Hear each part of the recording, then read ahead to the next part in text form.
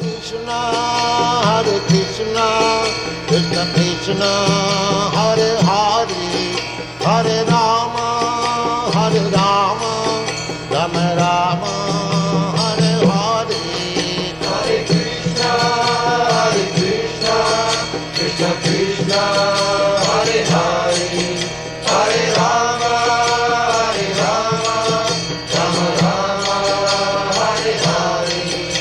Hare Krishna, Krishna Krishna, Hare Hare, Hare Rama, Hare Rama, Rama Rama, Hare Hare. Hare Krishna, Krishna Krishna, Hare Hare, Hare Rama, Hare Rama, Rama Rama, Hare Hare. Hare Krishna, Krishna Krishna, Hare Hare, Hare Rama, Hare Rama, Rama Rama, Hare Hare. The following is a class on the Srimad Bhagavatam, first canto, second chapter, text number 9, given by His Divine Grace, A.C.Bhaktivedanta Swami Prabhupada, recorded on September 7th, 1972, in New Vrindavan. ఈ శ్రీమద్ భాగవత ఉపన్యాసం భక్తివేదాంత స్వామి ప్రభుపాదుల వారి చేత 1972 September 7వ తేదీన నూతన బృందావనమునందు ఉపన్యసించబడింది. Are certainly meant for ultimate liberation. They should never be performed for material gain. Furthermore, one who is engaged in the ultimate occupational service, or dharma, should never use material gain to cultivate sense gratification.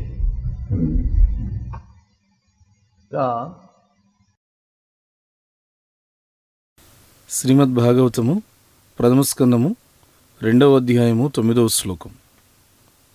ధర్మస్య హ్యపవర్గస్య నార్ధో అర్ధాయోపకల్పతే నార్ధస్య ధర్మైకాంతస్య కామో లాభాయ హి స్మృతః. అనువాదము: విద్యుక్త ధర్మములన్నీయును నిశ్చయముగా చర్మమైన మోక్షము కొరకే ఉద్దేశించబడినవి. వాటిని ఎన్నడూనూ భౌతిక లాభము కొరకై నిర్వహింపరాదు. అంతేగాక మహామునుల నిర్ణయము ప్రకారం పరమధర్మమునందు నియుక్తుడైన వాడు భౌతిక లాభమును ఎన్నడూనూ ఇంద్రియ భోగమునకై వినియోగింపరాదు. Dharma, we have described. Dharma means occupational duty. Just like according to Vedic culture, we are supposed to follow the varnashram dharma. It has become very ambiguous at the present moment, Hindu dharma. There is no such thing as Hindu dharma mentioned in the Vedic literature. You don't find either in the Bhagavad Gita or Srimad Bhagavatam or any authorized Vedic literature Hindu dharma. Unfortunately, in India, it has become very prominent, Hindu dharma, something hodgepodge. Our real Vedic dharma is varnashram dharma. That is mentioned in every Vedic literature, in Puranas, in Bhagavata, in Bhagavad Gita, in Ramayana, Mahabharata. ఈ శ్లోకంలో ధర్మం అంటే ఏమిటి అనేటువంటిది మనం చర్చిస్తూ ఉన్నాం. ధర్మం అనంటే నిర్వర్తించవలసినటువంటి విద్యుక్త ధర్మం. ఇప్పుడు వైదిక సంస్కృతి ప్రకారంగా చూస్తే మనమందరం కూడా వర్ణాశ్రమ ధర్మాన్ని పాటించవలసి ఉంటుంది. కానీ ప్రస్తుతం పరిస్థితి ఎంత విడ్డూరంగా తయారైంది అని అంటే హిందూ ధర్మం అనేటువంటిది ప్రతిపాదించబడుతుంది. వైదిక సాహిత్యంలో ఎక్కడ కూడాను హిందూ ధర్మం అనేటువంటి ప్రస్తావన లేదు. భగవద్గీతలో కానీ శ్రీమద్ భాగవతంలో కానీ లేకపోతే ఏదైనా ప్రామాణికమైన వైదిక సాహిత్యంలో కానీ ఎక్కడ హిందూ ధర్మం అనేటువంటి మాటే లేదు. దురదృష్టవశాత్తు భారతదేశంలో హిందూ ధర్మం అనేటువంటిది అదొక ప్రధానమైన పదంగా తయారైంది. ఏదో ఆశ్రమస్య ధర్మం అన్నట్టుగా హిందూ ధర్మం పేరు వినపడుతుంది. కానీ నిజమైనటువంటి వైదిక ధర్మం ఏమిటి అంటే వర్ణాశ్రమ ధర్మమే. ప్రతి వైదిక సాహిత్యంలో కూడాను ఇది వివరించబడింది. పురాణాల్లో అయితేనేమి, భాగవతంలో అయితేనేమి, భగవద్గీతలో అయితేనేమి, రామాయణం, మహాభారతం ఎందులో చూసినా కానీ వర్ణాశ్రమ ధర్మం అనేటువంటి ప్రస్తావన ఉంది. So, just like in the Bhagavad Gita, it is said, Chatur Varnang Maya system, Guna Karma Vibhagas. Krishna says, the Supreme Personality of Godhead, that these four principles, Chatur Varna, four Varnas, Brahman, Kshatri, Vaishya and Shudra, Maya system, it is created by me. But people are not interested in God's creation. But without this division of human society, a class of men should be Brahman, simply interested in knowledge. Actually that is going on. Some class of men in the human society, they are engaged in broadcasting knowledge, scientific knowledge. They are supposed to be on the Brahminical qualification, because to distribute knowledge means must have good brain, must have good learning, education.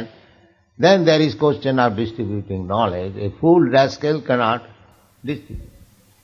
అంతెందుకు భగవద్గీతలోనే చెప్పబడింది, చాతుర్వర్ణం మయా సృష్టం గుణకర్మ విభాగశః. దేవాదిదేవుడు శ్రీకృష్ణ భగవానుడు చెప్తున్నాడు, చాతుర్వర్ణాలు ఏవైతే ఉన్నాయో ఇవన్నీ కూడా నా చేత ఏర్పాటు చేయబడ్డాయి. బ్రాహ్మణ, క్షత్రియ, వైశ్య, శూద్ర మయా సృష్టం, నా చేత ఇవన్నీ ఏర్పాటు చేయబడ్డాయి అంటున్నాడు. కానీ భగవంతుని సృష్టి పట్ల నిజంగా జనులకు ఆసక్తి అనేటువంటిది లేకుండా ఉంది. మానవ సమాజాన్ని ఈ విధమైనటువంటి విభాగాలు మనం చేయకుండా ఎట్టి పరిస్థితుల్లో కూడా మనుగడ సాగించలేం. మానవ సమాజంలో జ్ఞానం అంటే ఆసక్తి కలిగినటువంటి ఒక తరగతి వర్గం ప్రజలు ఉండాలి. వాళ్ళనే బ్రాహ్మణ వర్గం అని చెప్పి అంటున్నాం. యథార్థంగా ఇది జరుగుతూ ఉంది. మన సమాజంలోనే, ఈ మానవ సమాజంలోనే ఒక వర్గం ప్రజలు జ్ఞానాన్ని ప్రచారం చేయడంలో పూర్తిగా నిమగ్నమై ఉన్నారు. శాస్త్రీయమైన జ్ఞానాన్ని ప్రచారం చేస్తున్నారు. యథార్థంగా ఆ జ్ఞానవంతులు అందరూ కూడాను బ్రాహ్మణ లక్షణాలు కలిగి ఉండి చక్కటి జ్ఞానాన్ని ప్రజలందరికీ కూడా అందించవలసి ఉంది.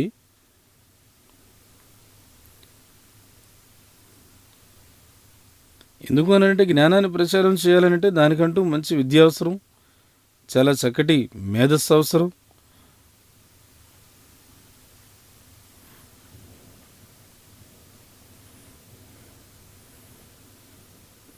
ఇలాంటి అర్హతలు ఉన్నటువంటి వాళ్ళే ఆ జ్ఞానాన్ని ప్రచారం చేయగలుగుతారు. ఇలా అర్హతలు ఉన్నటువంటి వ్యక్తి ఆ జ్ఞానాన్ని ప్రచారం చేయాలనేటువంటి ఒక ఆలోచన వస్తుంది.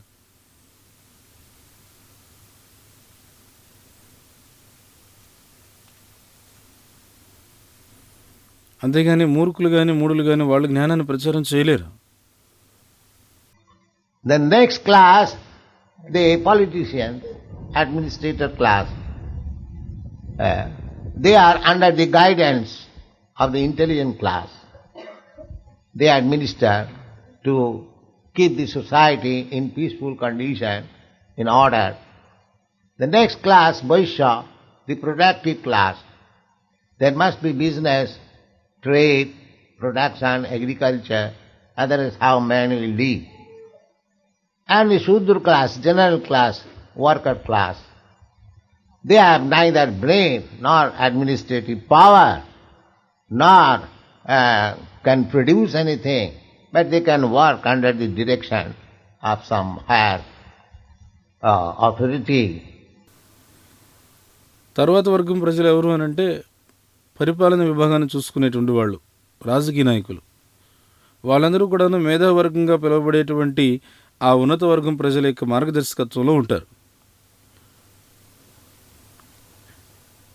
ఈ పరిపాలన వర్గం ప్రజలు ఏం చేస్తుంటారు?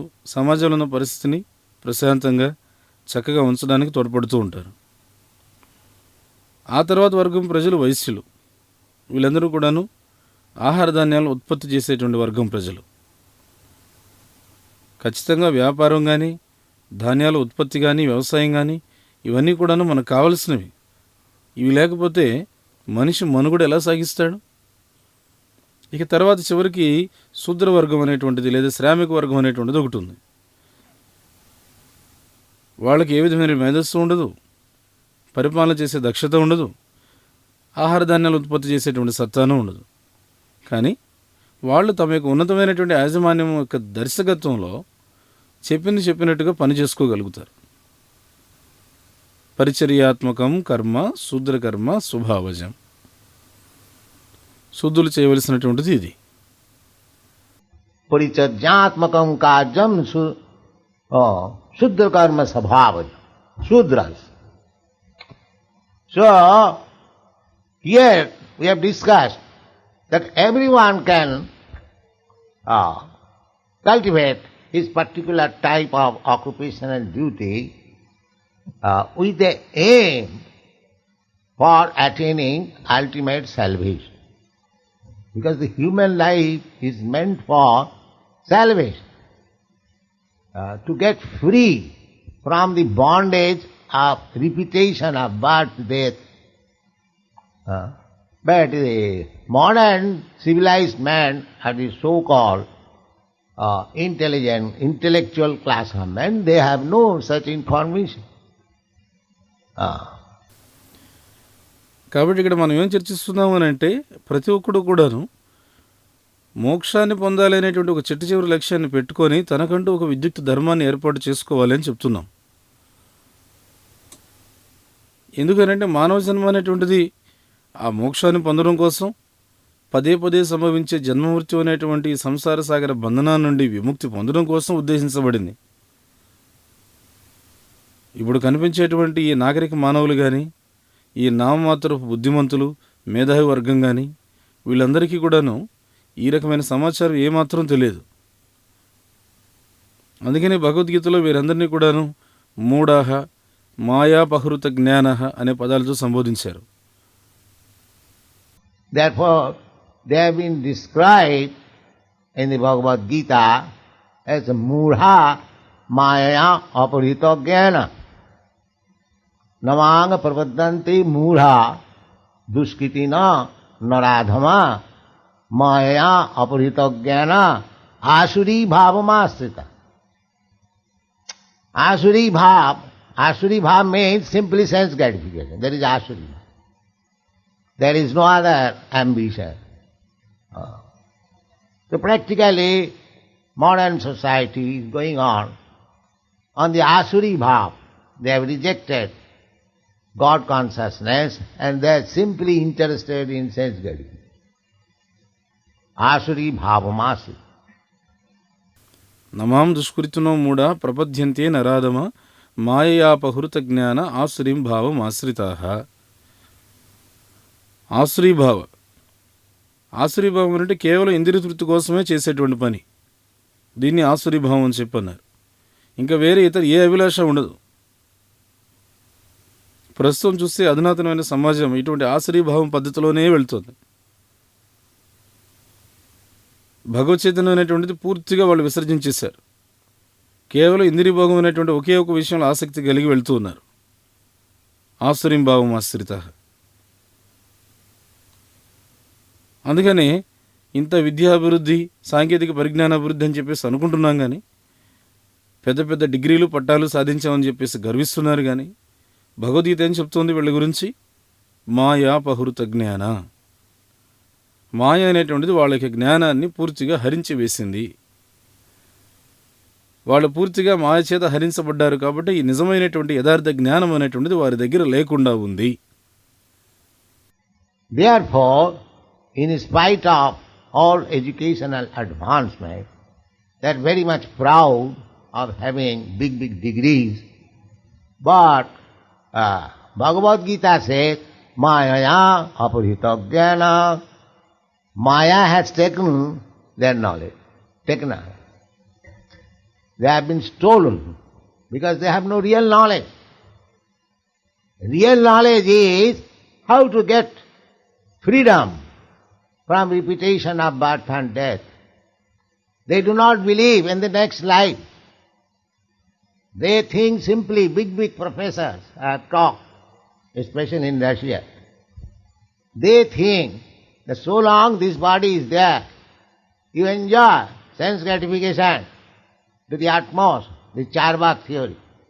This was also cultured long ago in India. నిజమైన జ్ఞానం అని అంటే పదే పదే సంభవించేటువంటి జన్మమృత్యు అనేటువంటి సంసార బంధనం నుంచి విముక్తి చెందడం. వీళ్ళ పని చూస్తేనేమో అసలు తర్వాత జన్మ ఉంది అనే విషయం మీదే నమ్మకం లేదు. మళ్ళీ వాళ్ళలో వాళ్ళు అనుకుంటూ ఉంటారు, మేము చాలా పెద్ద ప్రొఫెసర్లు, మేము చాలా పెద్ద విద్వాంసులు. నేను ప్రత్యేకించి రష్యాలో ఇలాంటి ప్రొఫెసర్లతో చాలా చర్చించాను.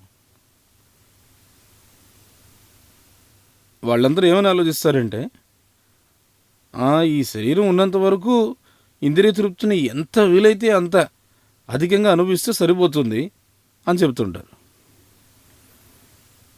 ఇదంతా చార్వాకుడు నీతి.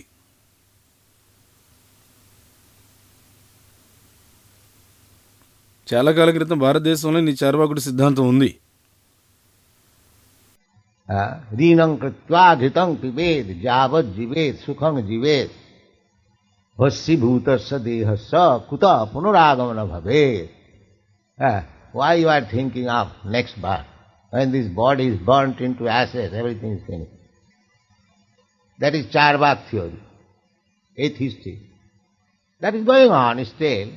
The Charvak class of men are always there. So, I have talked with so many big professors in Russia, and their theory is that after finishing this body, everything is finished.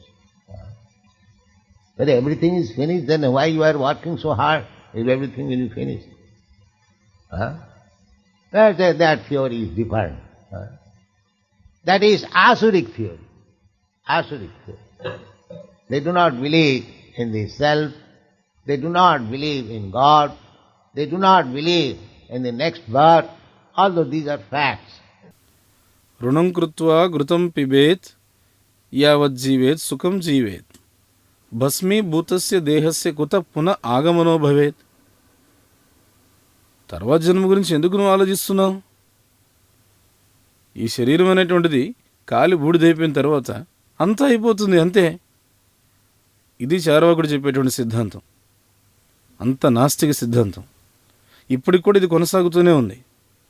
ఇప్పటికి కూడా చార్వాకుడు చెప్పేటువంటి వర్గం ప్రజలు కొనసాగుతూనే ఉన్నారు, వాళ్ళు ఎప్పుడూ ఉన్నారు.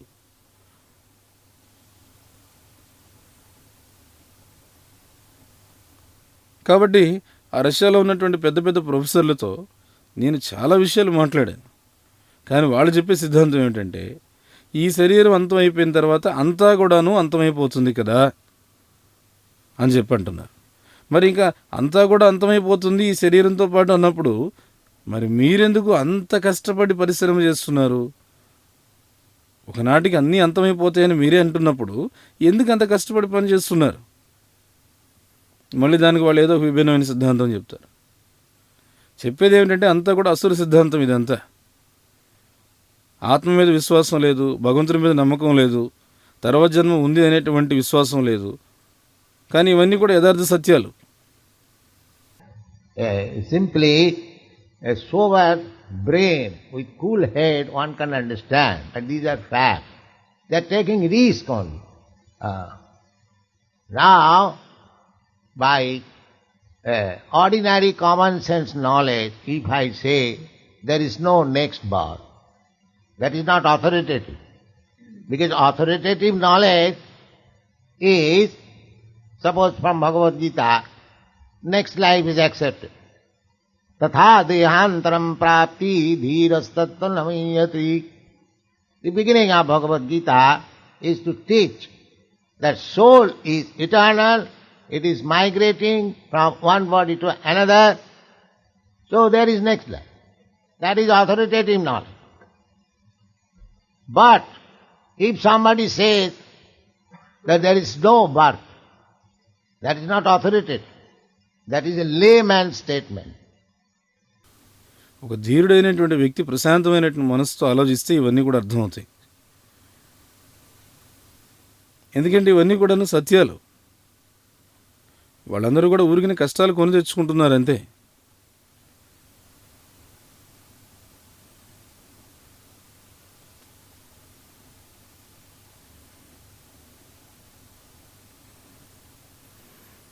ఇప్పుడు ఒక సామాన్యమైనటువంటి ఇంగిత జ్ఞానంతో నేను అన్నాను అనుకోండి, మరు జన్మ అనేటువంటిది లేదు. Short replace. ఇప్పుడు ఒక సామాన్యమైనటువంటి ఇంగిత జ్ఞానంతో మరు జన్మ అనేటువంటిది లేదు అన్నాను అనుకోండి, అది ప్రామాణికం కాదు. ఎందుకంటే ప్రామాణికమైనటువంటి జ్ఞానము అని అంటే అది భగవద్గీత నుంచి రావాలి. మరి భగవద్గీత ఏం చెప్తుందంటే మరుజన్మ అనేటువంటిది ఉంది అంటుంది. తథా దేహాంతర ప్రాప్తిర్ ధీరస్తత్ర న ముహ్యతి.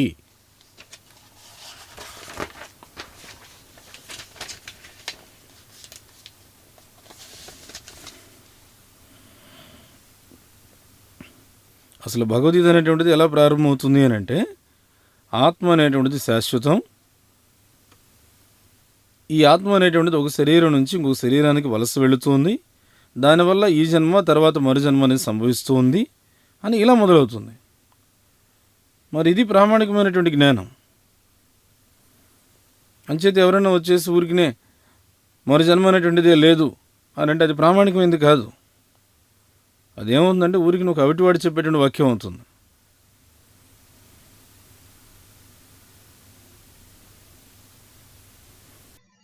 So a layman can put up his own theory in so many ways. Then what shall be the conclusion?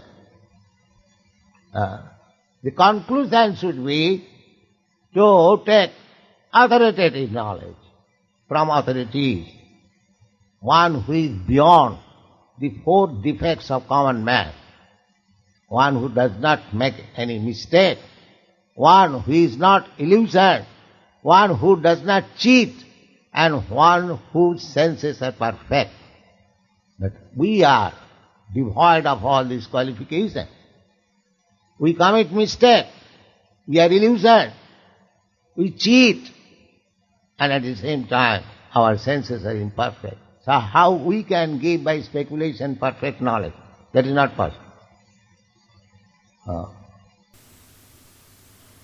అవిటివాడు కావాలనంటే తనకు నచ్చినటువంటి సిద్ధాంతాన్ని ఎన్నో విధాలుగా ప్రతిపాదించవచ్చు. కానీ దాని సారాంశం ఏమిటి చెప్పండి? సారాంశం ఏమిటి అని అంటే, ఏదైనా సరే ఒక ప్రామాణికమైనటువంటి జ్ఞానంగా మనం స్వీకరించాలి అని అంటే అది ఒక ప్రామాణికమైన యాజమాన్యం నుంచి రావాలి.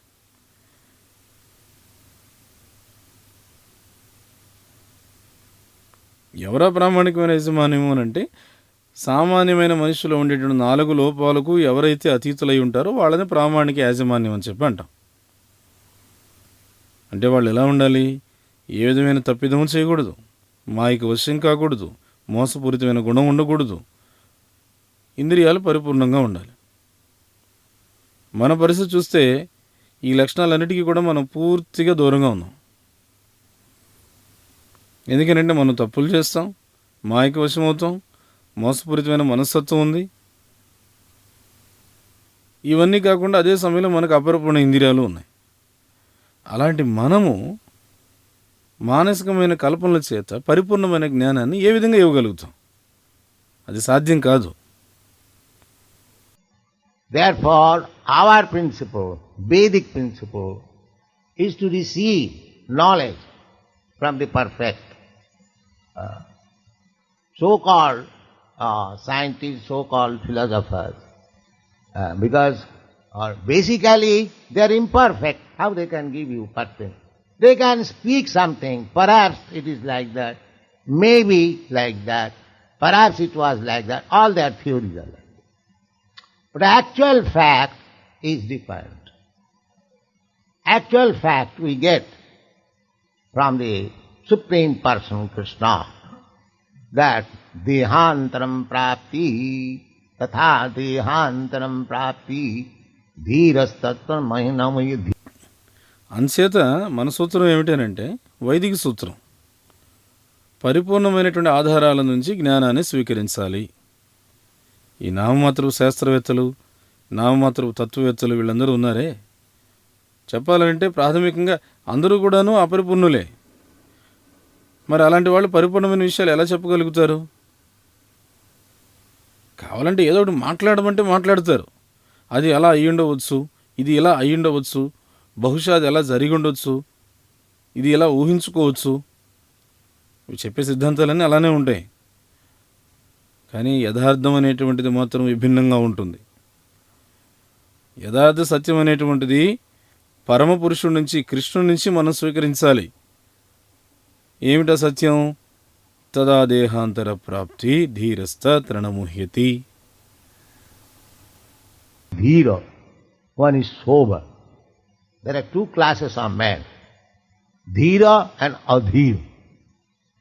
Dhira means sober and Adhira means mad after sense gratification. That is called Adhira.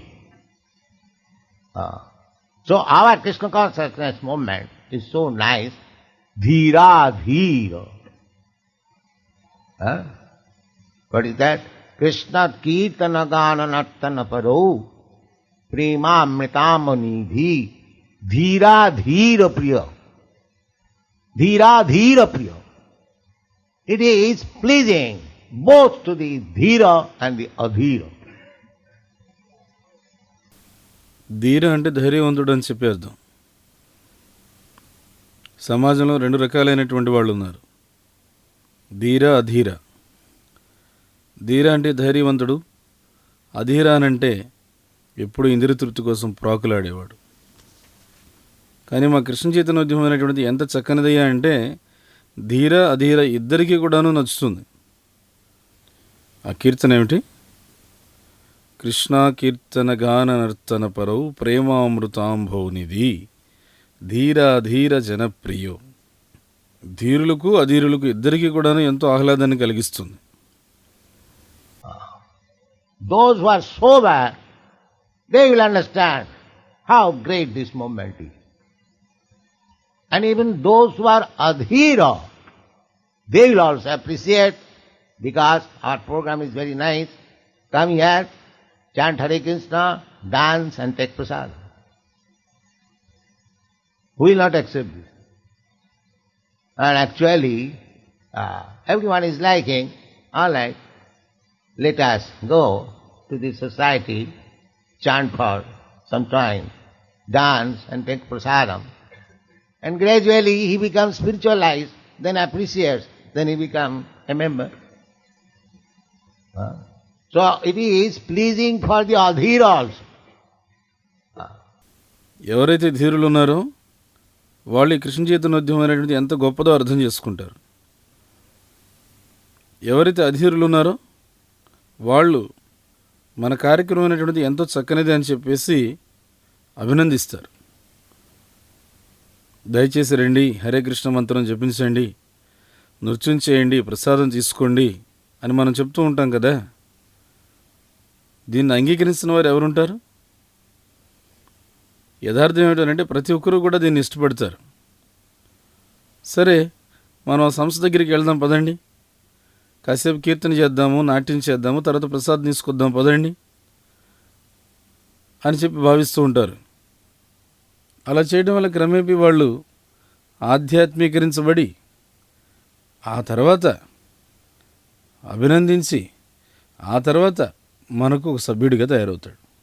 కాబట్టి ఏమిటంటే అధీరుడికి కూడాను ఆహ్లాదాన్ని, ఆనందాన్ని కలిగించేటువంటిది మన కృష్ణ చైతన్య ఉద్యమం. So here, whatever is spoken in this Bhagavad statement by Sutta Goswami, the dharmasya hi apavardasya. Everyone is trying to become engaged in particular type of occupational duty. Suppose one man is professor, or one man is engineer, or one man is medical man. Anyone.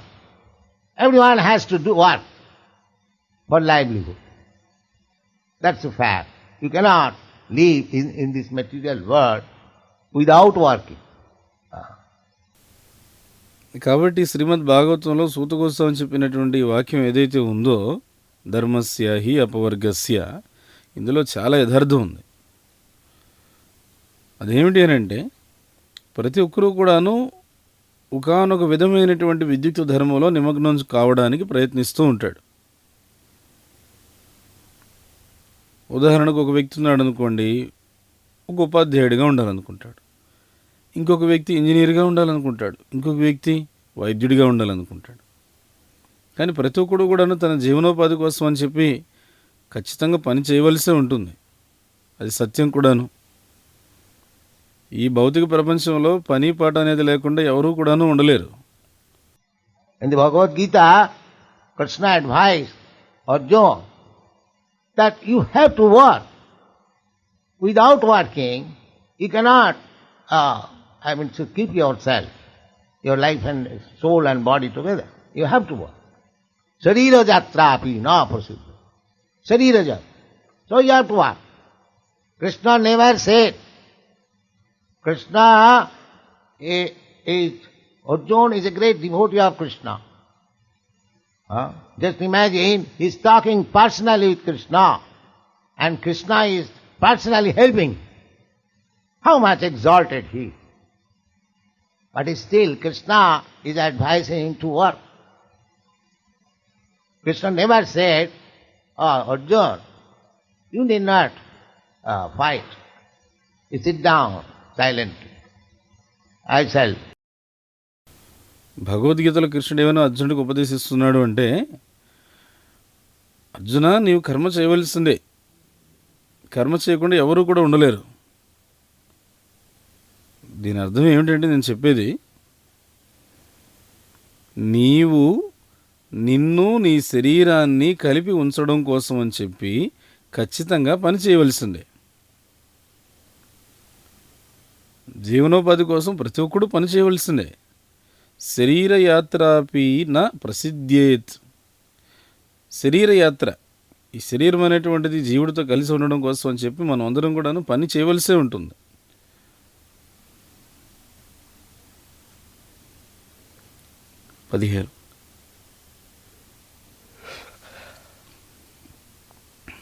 మరి అర్జునుడు కృష్ణుడికి చాలా గొప్ప భక్తుడు కదా. అయినా కృష్ణుడు ఎక్కడ కూడా చెప్పలేదు కర్మ చేయవలసిన అవసరం లేదని, ఎక్కడ కూడా చెప్పలేదు. మీరు ఒకసారి ఊహించండి, అర్జునుడు వ్యక్తిగతంగా కృష్ణుడితో మాట్లాడుతున్నాడు. కృష్ణుడే స్వయంగా అర్జునుడికి సహాయం చేస్తున్నాడు. అంటే అర్జునుడు ఎంత మహోన్నతమైనటువంటి స్థానంలో ఉన్నాడో ఒకసారి ఆలోచించండి. అయినప్పటికీ కూడాను కృష్ణుడు ఏమని చెప్తున్నాడు అని అంటే, అర్జునుడికి పని అనేటువంటిది చేయమనే చెప్తున్నాడు. కృష్ణుడు ఎక్కడో కూడా చెప్పలేదు, అర్జున నువ్వు యుద్ధం చేయవలసిన అవసరం లేదు, నిశ్శబ్దంగా ఇక్కడ కూర్చో, నేను చేయవలసింది నేను చేసేస్తాను అని అనలేదు.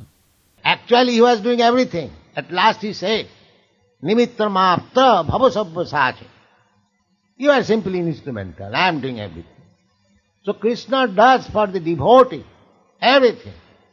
But it does not mean that he will sit down. It is not. This is not our Krishna consciousness movement, creating some idleness. He must work for Krishna. That is the program. Not for sense gratification. And that is called dharma. యథార్థంగా ఆ భగవంతుడే అన్నీ కూడా చేస్తూ ఉన్నటువంటిది. అందుకే చివరిలో ఆ మాట కూడా అన్నాడు, నిమిత్త మాత్రం భవ సవ్యసాచిన్. నువ్వు కేవలం నిమిత్త మాత్రుడివి అర్జున, నువ్వు కేవలం ఒక పనిముట్టు మాత్రమే, పని చేయించేదంతా కూడా నేనే అని చెప్తున్నాడు. అంచేత తన భక్తుల కోసం కృష్ణుడు అన్నీ చేసి పెట్టినప్పటికీ కూడాను దాని అర్థం ఆ భక్తుడు ఎప్పుడు ఖాళీగా కూర్చొని ఉంటాడని కాదు. అలా ఎప్పుడు భక్తుడు ఖాళీగా కూర్చోడు. కృష్ణ చైతన్య ఉద్యమం అనంటే ఖాళీగా కూర్చోవడం అనేటువంటిది లేదు. లేకపోతే ఖాళీగా కూర్చున్నటువంటి వాళ్ళకి ఒక అవకాశం కలిగించడము కాదు. కృష్ణ చైతన్య ఉద్యమంలో కూడాను మీరు ఖచ్చితంగా పనిచేయాలి, కృష్ణుడి కోసం పనిచేయాలి. అది మనం నిర్వహించేటువంటి కార్యక్రమం. మనము కృష్ణ చైతన్యంలో పనిచేయాలి, అయితే ఇంద్రియ తృప్తి కోసం చేయకూడదు. దీనిని ధర్మం అని చెప్పి అంటారు. Here it is said, dharmasya, yapavargasya, hi apavargasya, apavarga. This pavarga I have explained several times. In Sanskrit grammar, there are vargas, ka-varga, ka-varga, cha-varga, ta-varga, ta-varga, pa-varga, 5 vargas. So, pa-varga means pa, pha, ba, bha, ma. 5 letters. ఇక్కడ ఏం చెప్తున్నారు? ధర్మస్య హి ఆపవర్గస్య, ఆపవర్గస్య, ఆపవర్గ పవర్గ. ఈ పవర్గ అనే దాని గురించి ఎన్నోసార్లు మనం వివరించాం. సంస్కృత వ్యాకరణంలో వర్గాలని చెప్పి ఉంటాయి. కవర్గము, చవర్గము, టవర్గము, తవర్గము, పవర్గం, ఇలా పంచవర్గాలు ఉంటాయి.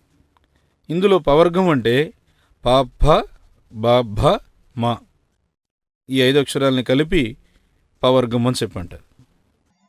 Pa means parishram, hard labor.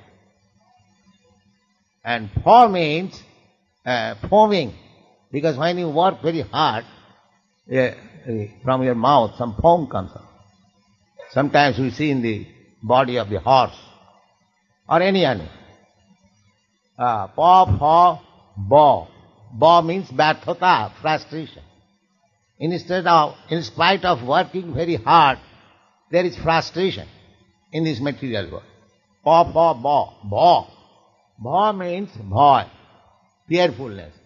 Although I am working very hard, still I am fearful. What will happen? I am not sure that things will be done properly, in spite of my working very hard.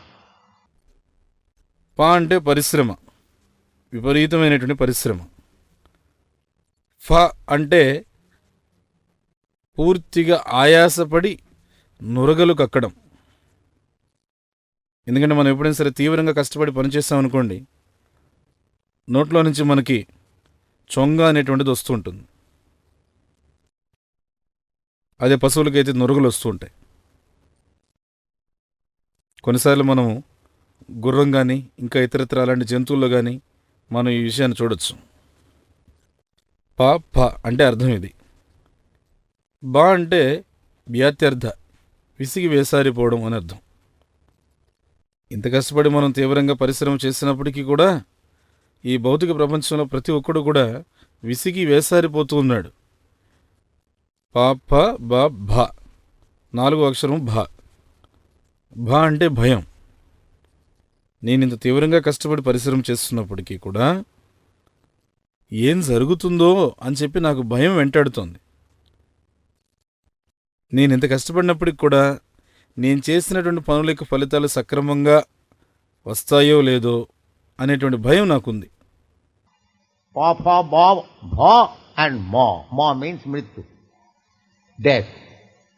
Working so hard day and night, and still there is death. Working so hard, the scientific world is working so hard, but the scientist is dying himself. He cannot stop death. He can create some atom bomb to kill, but he cannot create anything which will stop death. That is not possible. Therefore, this pa, pha, ba, bha, ma, these 5 letters represent 5 kinds of our activities in this material world. పా ఫ బ భ, చివరి అక్షరం మా. మా అంటే మృత్యు, మరణము. ఇంత కష్టపడి మనం పరిశ్రమ చేసి రాత్రింబవళ్ళు విపరీతంగా చాకిరీ చేసి చివరికి మరణానికి గురవుతున్నాం. కాబట్టి ఇంత తీవ్రంగా మనం కష్టపడి పరిశ్రమ చేస్తూ ఉన్నాం. శాస్త్రవేత్తల ప్రపంచం చూడండి, చాలా తీవ్రంగా కష్టపడి పనిచేస్తున్నారు. కానీ ఆ శాస్త్రవేత్త కూడా ఒక రోజుకి మరణిస్తున్నాడు. ఎందుకంటే ఆ శాస్త్రవేత్త మరణాన్ని ఆపలేడు. కావాలంటే అనేక మందిని చంపడానికి అణుబాంబునైతే కనిపెట్టగలడేమో కానీ మరణాన్ని ఆపేటువంటి కొత్త విషయాన్ని ఏ శాస్త్రవేత్త కూడా కనిపెట్టలేడు. అది సాధ్యం కాదు. అంచేత ప ప బ భ మ ఈ 5 అక్షరాలు కూడాను ఈ భౌతిక ప్రపంచంలో నిత్యము జరిగేటువంటి 5 ముఖ్యమైనటువంటి విషయాలను మనకు తెలియజేస్తూ ఉన్నాయి. So apavarga dharmasya hi apavargas. To make it nullify, no more hard labor, no more frustration, no more fearfulness, no more death. That is real problem. So to become religious, dharmic, means how to nullify these 5 principles of material existence. In the material world, you have to work very, very hard. You cannot think that, oh, I am so great man, I will not work. ఇక్కడేం చెప్తున్నారు? ధర్మస్య హి అపవర్గస్య. ఈ పవర్గాన్ని నిర్మూలించడం ఎలా, దాన్ని అపవర్గం అని చెప్పన్నారు. తీవ్రమైన పరిశ్రమ లేదు, తీవ్రంగా విసిగి వేసారిపోవడం లేదు, భయం లేదు, మృత్యువు లేదు. దీన్ని అపవర్గ అంటారు. అసలు మనకున్నటువంటి సమస్యలే ఇవి. కాబట్టి ఎవరైనా సరే ఒక ధార్మిక మార్గాన్ని తీసుకుంటున్నాడు అనంటే ఈ భౌతిక ప్రపంచంలో ఉండేటువంటి ఈ 5 సూత్రాలని పూర్తిగా నిర్మూలించగలిగి ఉండాలి. ఈ బయట ప్రపంచంలో ప్రతి ఒక్కరు కూడా చాలా తీవ్రంగా కష్టపడి పనిచేస్తూ ఉన్నారు, పరిశ్రమ చేస్తున్నారు. ఏ ఒక్కడు కూడా ఇలా అనుకోవడానికి లేదు, నేను చాలా గొప్పవాడిని కాబట్టి నేను పని చేయవలసిన అవసరం లేదు అని అనుకోవడానికి లేదు. నహి సుప్తస్య సింహస్య ప్రవిశంతి ముఖే మృగా. Suppose the lion is supposed to be the king of the forest. Still he has to work. It is not that a lion will sleep and some animal will come. My dear lion, please open your mouth, I shall enter. That is not possible. Even he is most powerful, even if he is just like your president, he is most powerful man, but he is working hard, more than asses and hawk, to get the post of presidency. So parishram. నహి సుత్తస్య సింహస్య ప్రవిశ్యంతి ముఖే మృగాః. ఉదాహరణ చూద్దాం. అడవిలో మృగాలన్నిటికీ కూడా మృగరాజుగా సింహం ఉంటుంది. అయినప్పటికీ సింహం కూడా పనిచేస్తుంది. అంతేగాని సింహం తనపాటికి తాను రాజు కాబట్టి ప్రశాంతంగా నిద్రపోతే ఎవరో ఒక జంతువు సింహం దగ్గరికి వచ్చేసి, ప్రియమైనటువంటి సింహం గారు, దయచేసి మీరు నోరు తెరవండి, నేను మీ నోట్లో ప్రవేశిస్తాను అని చెప్పి ఏ జంతువు దగ్గరికి రాదు. అది సాధ్యం కాదు. చివరకు అది అత్యంత శక్తివంతమైనటువంటి జంతువు అయినప్పటికి కూడా అది కూడా పనిచేయవలసిందే. ఇప్పుడు ఉదాహరణకు మీ దేశ అధ్యక్షుడు ఉన్నాడు, మీ దేశంలోనే ఆయన అత్యంత శక్తివంతమైనటువంటి వ్యక్తి కదా, అయినప్పటికీ ఆయన అత్యంత ఎక్కువగా కష్టపడి పరిశ్రమ చేస్తూ ఉంటాడు. చెప్పాలంటే గాడిదల కన్నా, ఇంకా వీధులు తిరిగే పందుల కన్నా ఎక్కువగా ఆయన కష్టపడతాడు. దేనికనంటే ఆ అధ్యక్ష పదవిని పొందడం కోసం. కాబట్టి పరిశ్రమ అనేటువంటిది ప్రతి ఒక్కడికి ఉంది. Nobody can say that without working hard I shall achieve something. That is not possible. But our tendency is that we do not wish to work. Therefore, at the end of the week, we take some, leisure, go out of the city and try to forget all our hard labor throughout the week. But on Monday again, we have to come back. This is going on.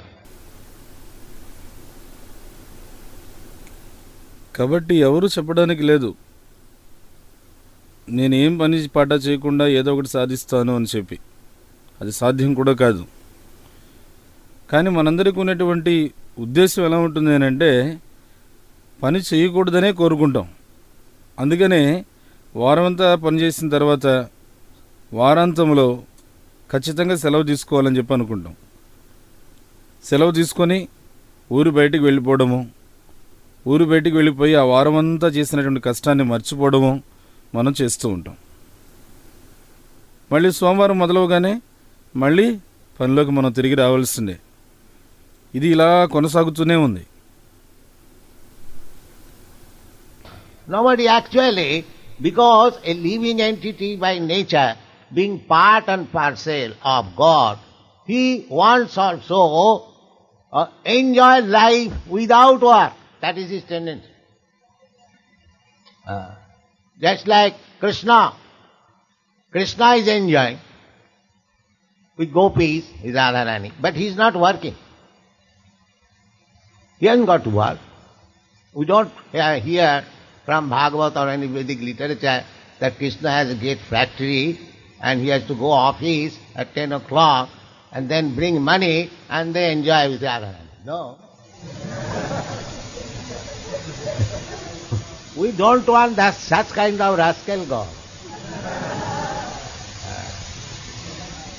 We want God who hasn't got to work in. That is God. Nadasya karyam karananta vidyate. That is the Vedic information. God has nothing to do. యథార్థం ఏమిటి అంటే,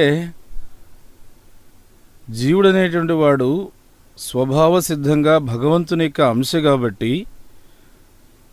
భౌతికమైన కర్మ అనేటువంటిది ఏదీ లేకుండా జీవుడు అనేవాడు ఎప్పుడు ఆనందిస్తూ ఉండాలని కోరుకుంటాడు. అది అతని సహజమైనటువంటి నైజం. ఉదాహరణకి కృష్ణుడు చూడండి. కృష్ణుడు ఎప్పుడూ కూడా తన పరిశుద్ధ భక్తులైనటువంటి గోపికలతోనూ రాధారాణితోనూ సేవలు అందుకుంటూ ఆనందిస్తూ ఉంటాడు. కానీ ఆయన భౌతికమైన కర్మ ఏది చేయడం లేదు. భౌతికమైనటువంటి పని పాట చేయడానికి ఆయన వెళ్ళక్కర్లేదు. ఎక్కడ భాగవతంలో కానీ వైదిక సాహిత్యాల్లో కానీ కృష్ణుడు ఏదో ఒక పెద్ద పరిశ్రమ నడుపుతున్నాడని, నిర్వహిస్తున్నాడని, ఉదయం 10 అయ్యేసరికల్లా ఆయన కార్యాలయానికి బయలుదేరుతాడని, సాయంకాలం కల్లా ధనాన్ని తీసుకొని వస్తాడని, ఆ తర్వాత ఇంటికి వచ్చిన తర్వాత రాధారాణితో కలిసి ఆనందిస్తాడని, ఇలాంటివన్నీ ఎక్కడా కూడా మనం వినలేదు. ఆ రకమైనటువంటి ఆ భౌతిక కర్మ చేస్తూ ఉండేటువంటి భగవంతుడి గురించి వినాలని చెప్పి మనం అనుకోవడం లేదు.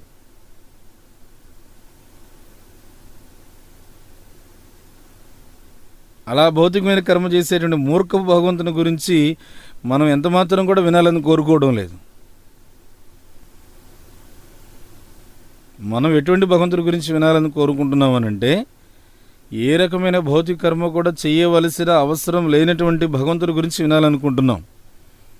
అసలు భగవంతుడు అంటే అది. నతస్య కార్యం కరణంచ విద్యతే. ఇది మనకు వైదిక సమాచారం. భగవంతుడు చేయవలసినటువంటి భౌతిక కర్మ అంటూ ఏదీ లేదు. Then what kind of God he is? He is simply for enjoyment. One European gentleman went to Calcutta. He saw many temples, and when he came to our temple, he saw the Radha Krishna. He went to other temples also, Kali. So he remarked, here is God. His remark was that I saw in other temples they are working. The goddess Kali is working. But here he is enjoying. So God, that description is there in the Vedanta Sutra, Anandamaya Abhyasat Sachidananda Vigraha. మరి అలాంటప్పుడు అలాంటి భగవంతుడు ఎలా ఉంటాడు? భౌతిక కర్మ చేయనటువంటి భగవంతుడు అంటే ఎలా ఉంటాడు?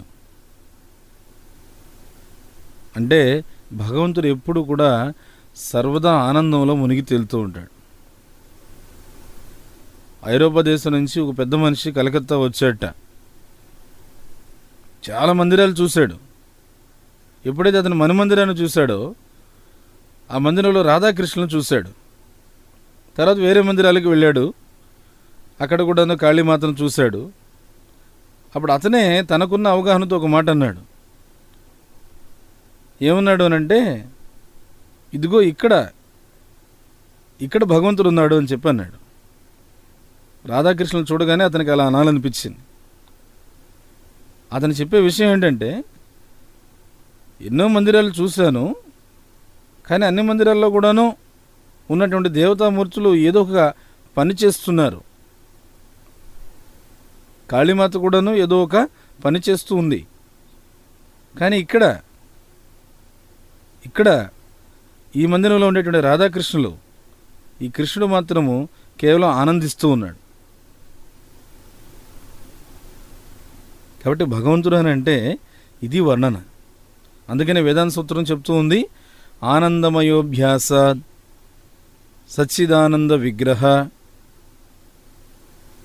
ఈశ్వర పరమ కృష్ణ సచ్చిదానంద విగ్రహ అనాదిరాది గోవింద సర్వ కారణ కారణ. Although he is cause of everything, but he hasn't got to work. నతస్య కార్యం కరణం చ విద్యతే. That is Vedic information.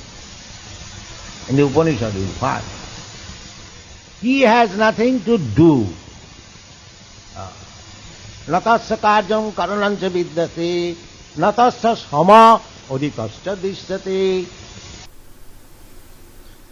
ఈశ్వర పరమ కృష్ణ సచ్చిదానంద విగ్రహ అనాదిర ఆదిర గోవింద సర్వకారణ కారణం. భగవంతుడు సర్వకారణాలకి కారణమైనప్పటికీ కూడాను ఆయనంటూ చేయవలసిన భౌతిక కర్మ ఏదీ లేదు.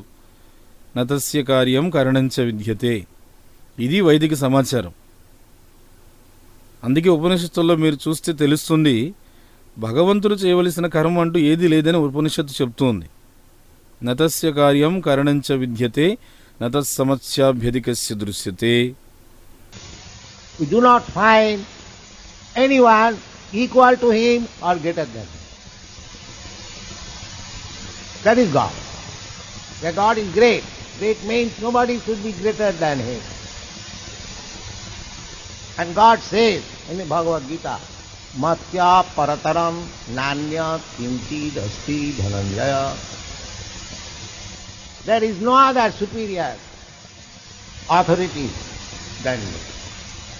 Aham sarvasya prabhava మత్తా సర్వం ప్రవర్తతే. భగవంతుడికి సమానమైన వాడు గాని భగవంతుని కన్నా గొప్పవాడు గాని ఎవరూ లేరు. అది భగవంతుడు అంటే. భగవంతుడు గొప్పవాడు. గొప్పతనం ఏమిటి అంటే ఆయన కన్నా గొప్పవాడు ఎవరూ ఉండరు. అదే ఆయన గొప్పతనం. భగవంతుడు భగవద్గీతలో చెప్తూ ఉన్నాడు, మత్త పరతరన్నాన్యత్కించితస్తి ధనంజయ. నాకన్నా అధికులైనటువంటి వారు ఇంకొకరు లేరు అని చెప్తున్నాడు. అహం సర్వస్య ప్రభవో మత్త సర్వం ప్రవర్తతే. నేను సర్వానికి కూడా మూల కారణాన్ని అని చెప్తున్నాడు. So other demigods like Lord Shiva, Lord Brahma, even Lord Vishnu, Matta Sarvang Pravartate, everyone emanates from him. And from them emanates so many things. Just like Brahma, so many creatures have come up. But the original, Adyam, Anadi, Govindam Adi Purusam Tamaham Bhajan. Govinda is the original person. ఇంకా ఇతర దేవతలు ఎవరైతే బ్రహ్మ శివ ఇటువంటి వారు ఉన్నారో వారంతా కూడాను ఆ భగవంతుడి నుంచే ఉద్భవిస్తూ ఉన్నారు. చెప్పాలంటే చివరికి విష్ణువు కూడాను మత్త సర్వం ప్రవర్తతే, సర్వము కూడాను ఆ భగవంతుడి నుంచి ఉద్భవిస్తూ ఉంది.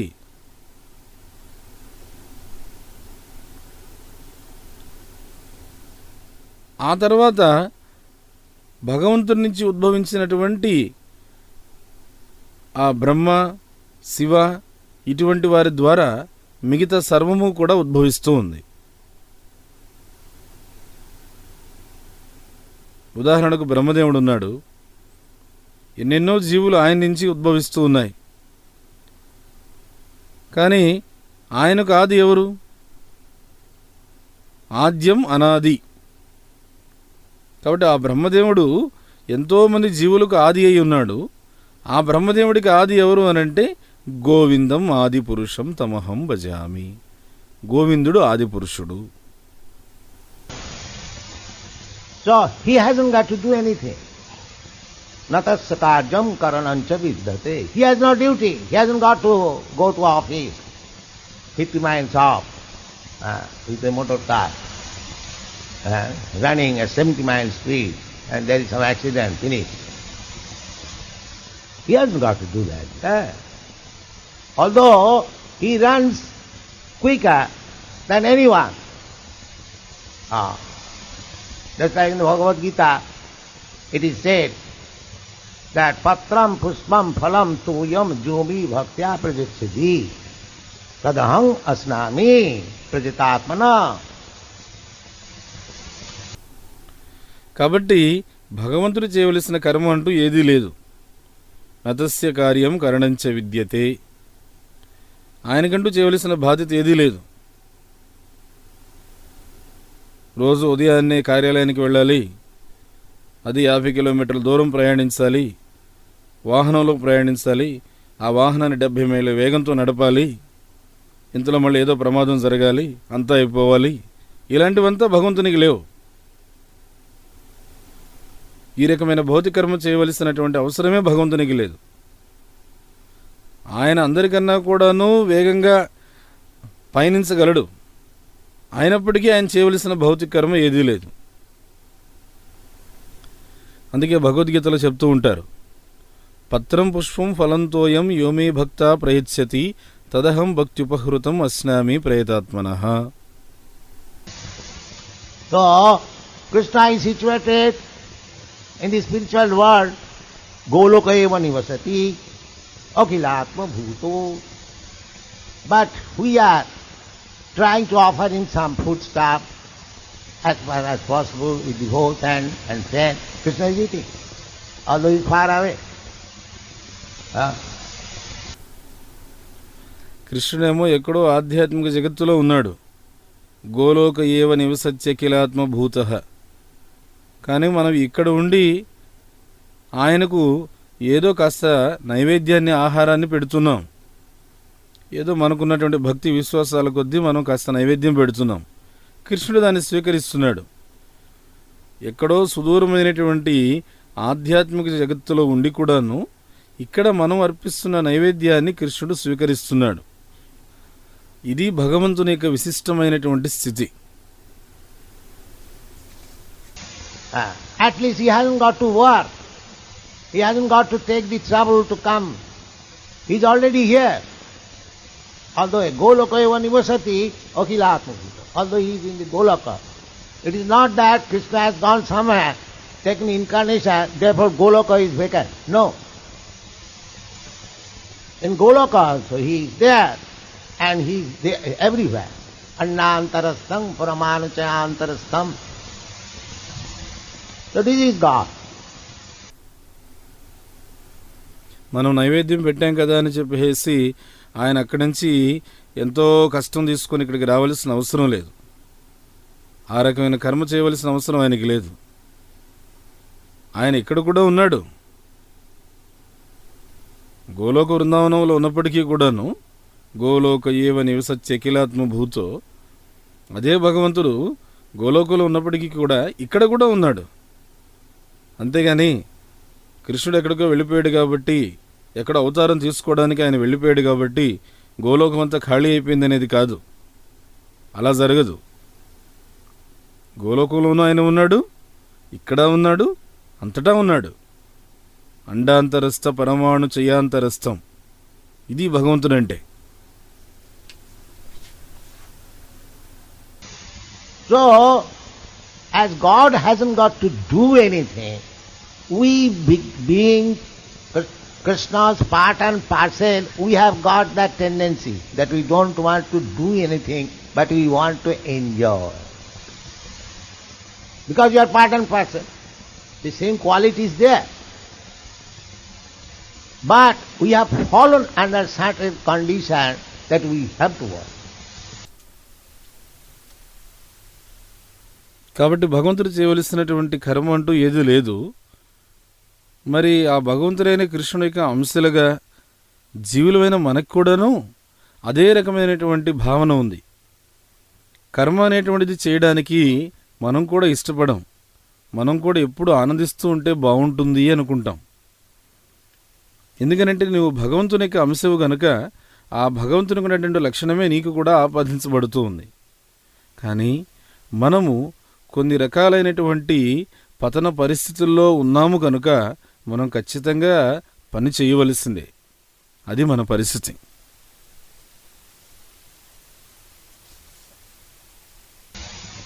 We have to work very hard so that foam will come out of the mouth.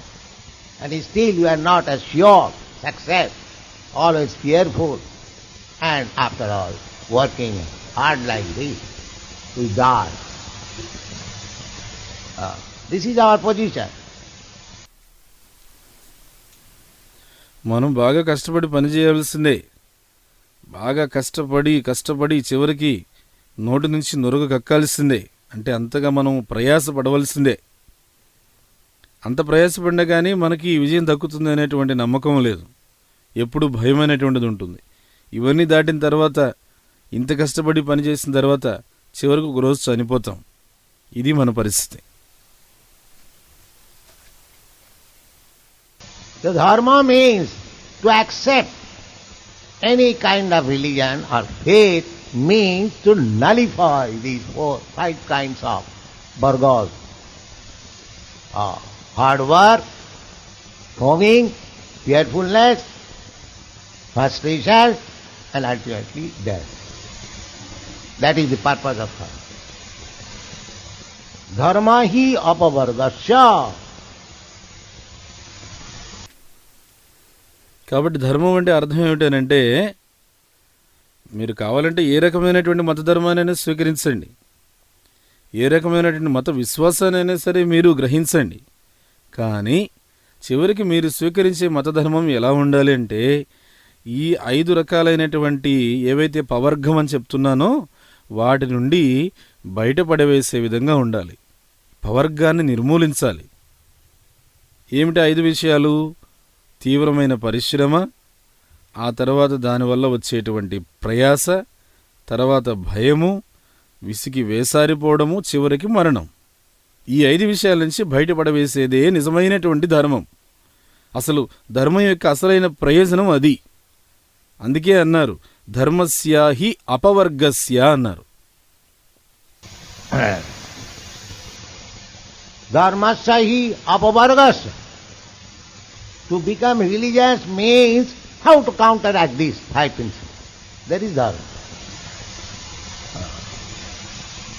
Dharmasya hi apavargasya. Na arthaya hi upakalpati. Not that by executing dharma I shall go to temple. ధర్మస్య హి అపవర్గస్య. నిజంగా ధార్మికుడు కావడము అంటే, ధర్మాన్ని చేపట్టడము అంటే, ఈ 5 విషయాలు ఏవైతే ఉన్నాయో వీటిని ఏ విధంగా నేను నిర్మూలించాలి అనే ప్రయత్నం చేయడం, అది అసలైనటువంటి ధర్మం. ధర్మస్య హి అపవర్గస్య నా అర్ధాయ హి ఉపకల్పతే. అంతేగాని ధర్మం అనంటే ఏదో నేను అలా గుడికెళ్ళొస్తానండి అని చెప్పి నేను కూడా ధార్మికుడిని అని చెప్పుకొని తిరగడం కాదు.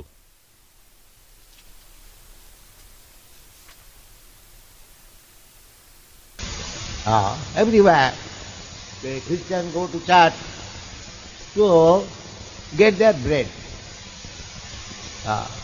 Oh God, Father, give us our daily bread. Daily, what is this demand? Where God is supplying bread to the cats and dogs and birds and bees and everywhere, why He shall not give me? That means they do not know what to pray.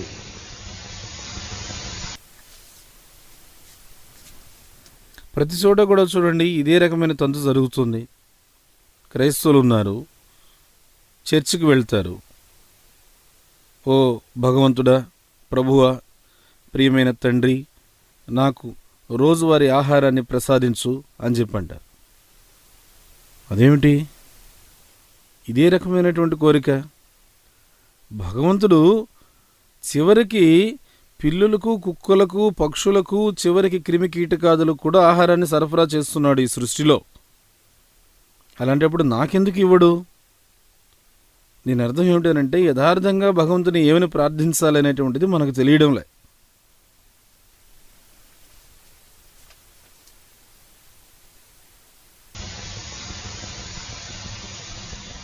Then my Prabhupada, God give me relief from these 4 kinds of tribulation.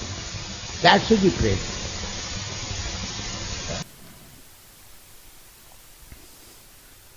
ధర్మస్య హి అపవర్గస్య. భగవంతుడిని అడగవలసి వస్తే ఏ ప్రార్థన చేయాలి? భగవంతుడా, దయచేసి నాకు ఈ 4 విధాలైనటువంటి తాపత్రయాలు ఏవైతే ఉన్నాయో వాటి నుంచి విముక్తిని కలిగించని ప్రార్థించాలి. అంతేగాని దైనందిన ఆహారం కోసం, రొట్టె కోసం చేసే ప్రార్థన ఏమిటి? Bread, what is this? Suppose if you go to a king and he says, all right, you can ask anything from me.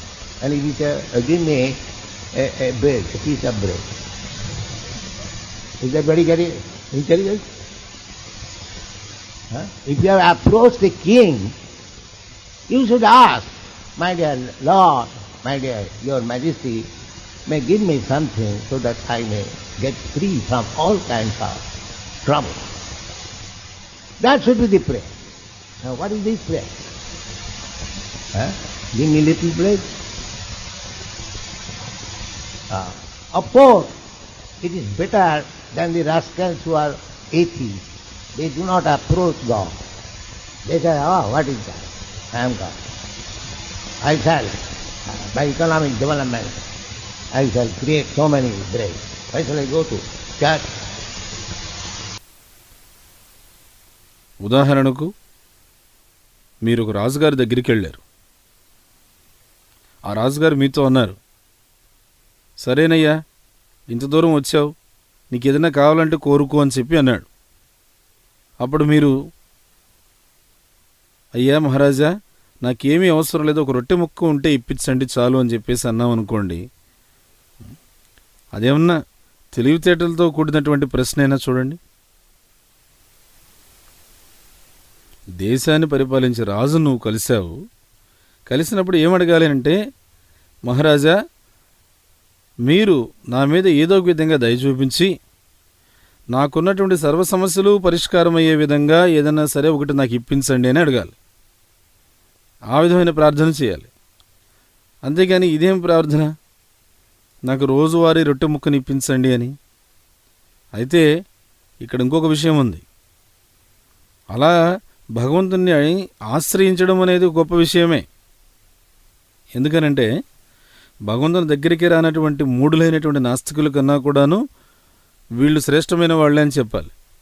నాస్తికులు అసలు భగవంతుని దగ్గరికే రారు, భగవంతుని ఆశ్రయించరు. వాళ్ళేమంటారు, భగవంతుడా, భగవంతుడు అంటే ఏమిటి, అసలు భగవంతుడు అంటే ఎవరు? నేను దేవుణ్ణి, నేను భగవంతుణ్ణి, నా ఆర్థికాభివృద్ధి నేను చేసుకుంటాను, నా ఆర్థిక పోషణతో నేనే ఎన్నో రొట్టెలు తయారు చేసుకుంటాను, నేనెందుకు చర్చికి వెళ్ళాలి అని ఇలా మాట్లాడుతుంటారు నాస్తికులు. అలాంటి నాస్తికుల కన్నా ఆ భగవంతుడి దగ్గరికి వెళ్ళి ప్రార్థన చేసేటువంటి వాళ్ళు శ్రేష్టమైన వాళ్లే. So anyone who is going to church and asking God for bread, he is 1,000 times better than that rascal. He is not going to church. Because he is after all approaching God. Maybe he does not know what to pray from God, but he is approaching God. Therefore, he is 1,000 times better than the rascal who is atheist, who does not care for church or temple. కాబట్టి ఎవరైనా సరే చర్చికి వెళ్తున్నారు, భగవంతుని రొట్టెముక్క కోసం అడుగుతున్నారు అని అంటే అతను నాస్తికుడి కన్నా కూడాను 1000 రెట్లు మేలు.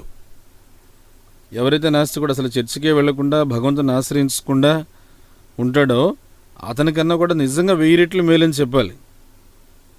కాకపోతే ఇతనికి భగవంతుని యథార్థంగా ఏం ప్రార్థించాలనేటువంటి తెలియకపోవచ్చు. కానీ ఏదో ఒక విధంగా భగవంతుని అతను ఆశ్రయిస్తున్నాడు కదా. అందువల్ల ఆ నాస్తికుడైనటువంటి మూర్ఖుడు కన్నా కూడా ఇతను 1000 రెట్లు మేలని చెప్పి మనం యథార్థంగా చెప్పాలి.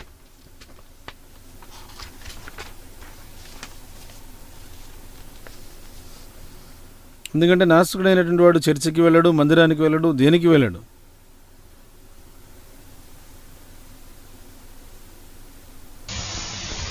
That is stated. Sukritina, he is pious, he is accepting God. That God gives us bread, that principle is accepting, therefore he is pious, he has been accepted as pious. Chaturdvida bhajante mam, Sukritina Arjuna. Those who are pious, they come to me. Artho arthati, jnani.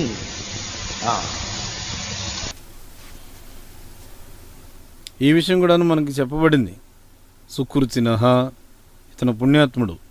ఎందుకంటే ఇతను భగవంతుని అంగీకరిస్తున్నాడు.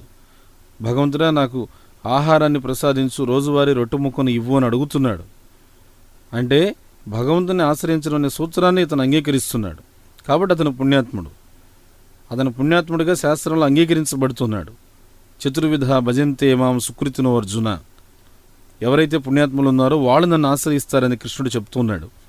ఆర్తో అర్ధార్థి జిజ్ఞాసు జ్ఞానీచ అని చెప్తున్నాడు. So, Jigyasu, there are 4 kinds of men who come to God. They are all pious.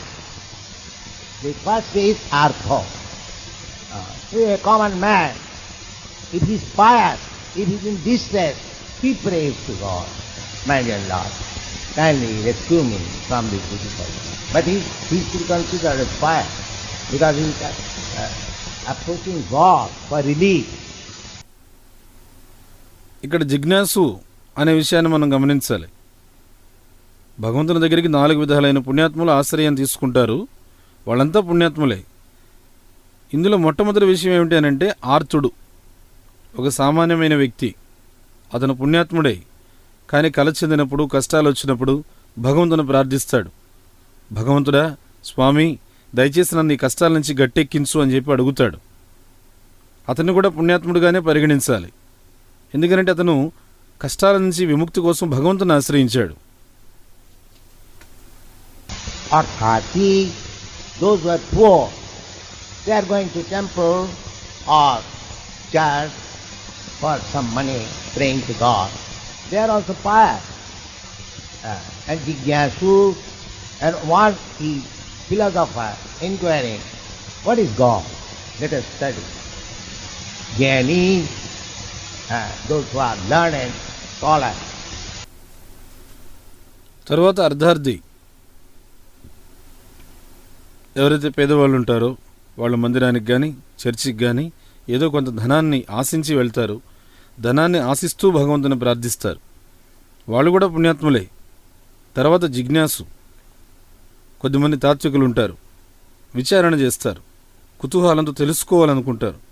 భగవంతుడు అంటే ఎవరు, అసలు భగవంతుడు అంటే తెలుసుకుందాం, అధ్యయనం చేద్దాం అనుకుంటారు. తర్వాత జ్ఞాని, ఎవరైతే పూర్తిగా తెలిసినటువంటి విద్వాంసులు, ఎవరైతే పూర్తిగా అవగాహన ఉన్నటువంటి అనుభవజ్ఞులు ఉన్నారో వాళ్ళు జ్ఞానులు. So, those are searching after God, trying to understand God, who are approaching God for some difficulty, approaching for some relief. All these persons who are approaching God somewhere or other, they are pious. And one who is denying the existence of God, trying to make solution by his own knowledge, they are all called Asura. Duskritina, miscreant, Naradhama, lowest of the mankind, Mura, Rasa. ఈ విధంగా ఏమిటంటే ఎవరైతే భగవంతుని గురించి అన్వేషణ చేస్తున్నారో, ఎవరైతే భగవంతుని గురించి అర్థం చేసుకోవడానికి ప్రయత్నిస్తున్నారో, ఎవరైతే భగవంతుని దగ్గరకు వెళ్ళి కొద్దిగా కష్టాలను తగ్గించుకోవాలని ప్రయత్నిస్తున్నారో, ఎవరైతే భగవంతుని దగ్గరికి కాస్తంత ఉపశమనం కోసం వెళ్తున్నారో, మొత్తానికి వీళ్ళందరూ కూడాను ఏదో ఒక విధంగా భగవంతుని ఆశ్రయిస్తున్న వాళ్ళు. అందుకని వీళ్ళందరూ పుణ్యాత్ములు. వీళ్ళు కాకుండా ఎవరైతే భగవంతునికి ఉనికినే తిరస్కరిస్తూ ఉంటాడో, భగవంతుడి యొక్క ఉనికిని తిరస్కరించడమే కాకుండా తనకున్నటువంటి సొంత జ్ఞానంతో సమస్యలకు పరిష్కారం వెతకడానికి ప్రయత్నిస్తూ ఉంటాడో అతడిని అసురుడు అని చెప్పేసి అన్నారు. దుష్కృతినః అంటే దుష్కృతులు అని చెప్పి అన్నారు. నరాధమ అంటే నరులలో అధములు అని చెప్పి అన్నారు. మూఢ అంటే మూఢులు అని చెప్పి అన్నారు. వీళ్ళంతా కూడాను భగవంతునికి ఉనికిని తిరస్కరిస్తూ ఉంటారు. నవాంగ దుష్కృతిన మూఢా ప్రపద్యంతే నరాధమా మాయా అపహృత జ్ఞాన ఆసురీ భావమాశ్రిత. One can say there are so many big philosophers, scientists, they do not recognize existence of God. Then what about their knowledge? Krishna says, Maya apurita jnana. Their knowledge has no value. Actual essence of knowledge has been taken away by the Maya. నమాం దుష్కృతినో మూఢాః ప్రపద్యంతే నరాధమ మాయా పహృత జ్ఞాన ఆసురీం భావమాశ్రితాః. ఎవరన్నా అనొచ్చు, చాలామంది పెద్ద పెద్ద తాత్వికులు ఉన్నారు కదండి, శాస్త్రవేత్తలు ఉన్నారు కదా, వాళ్ళందరూ భగవంతునికి ఉనికిని అంగీకరించారు కదా, మరి వాళ్ళ పరిస్థితి ఏమిటి? వాళ్ళకు కూడా చాలా జ్ఞానం ఉంది కదా, ఆ జ్ఞానం గురించి మీకు అభిప్రాయం ఏమిటి అంటారు. కృష్ణుడు ఏమంటున్నాడు? మాయాపహృత జ్ఞాన. వారి జ్ఞానానికి నిజంగా ఎటువంటి విలువ లేదు. ఎందుకంటే యథార్థంగా జ్ఞానానికంటూ ఒక సారాంశం ఉంది. ఆ జ్ఞానం యొక్క సారాంశం అనేటువంటిది వారి యొక్క మనస్సుల నుండి మాయ అపహరించి వేసింది అన్నమాట.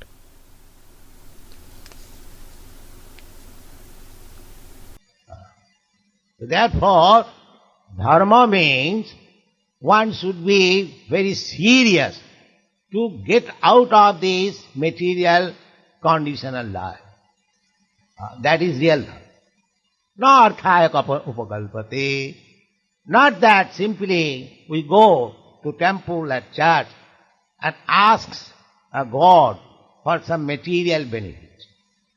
Arthaya, dharma, artha, kama, moksha. These are called Chaturvarga. అందుచేత ధర్మం అంటే అర్థం ఏమిటంటే ప్రతి ఒక్క వ్యక్తి కూడాను భౌతికమైనటువంటి బద్ధ జీవిత స్థితి నుంచి బయటపడేటువంటి ప్రయత్నాన్ని తీవ్రంగా చెయ్యాలి. అది ధర్మం అంటే అర్థం. దాన్ని నిజమైన ధర్మం అంటాం. నార్ధాయ ఉపకల్పతే. అంతేగాని ఏదో ఊరికినే మందిరానికి వెళ్ళాము, ఊరికినే చర్చికి వెళ్ళాము, వెళ్ళిన తర్వాత అక్కడ భగవంతుని ఏదో ఒక భౌతికమైనటువంటి ప్రయోజనాన్ని అడిగేసి వచ్చేసాము, అర్ధ ధర్మ అర్ధ కామ మోక్ష ఇలా చెప్తూ ఉంటారే, దీన్నే చతుర్వర్గం అని చెప్పంటారు.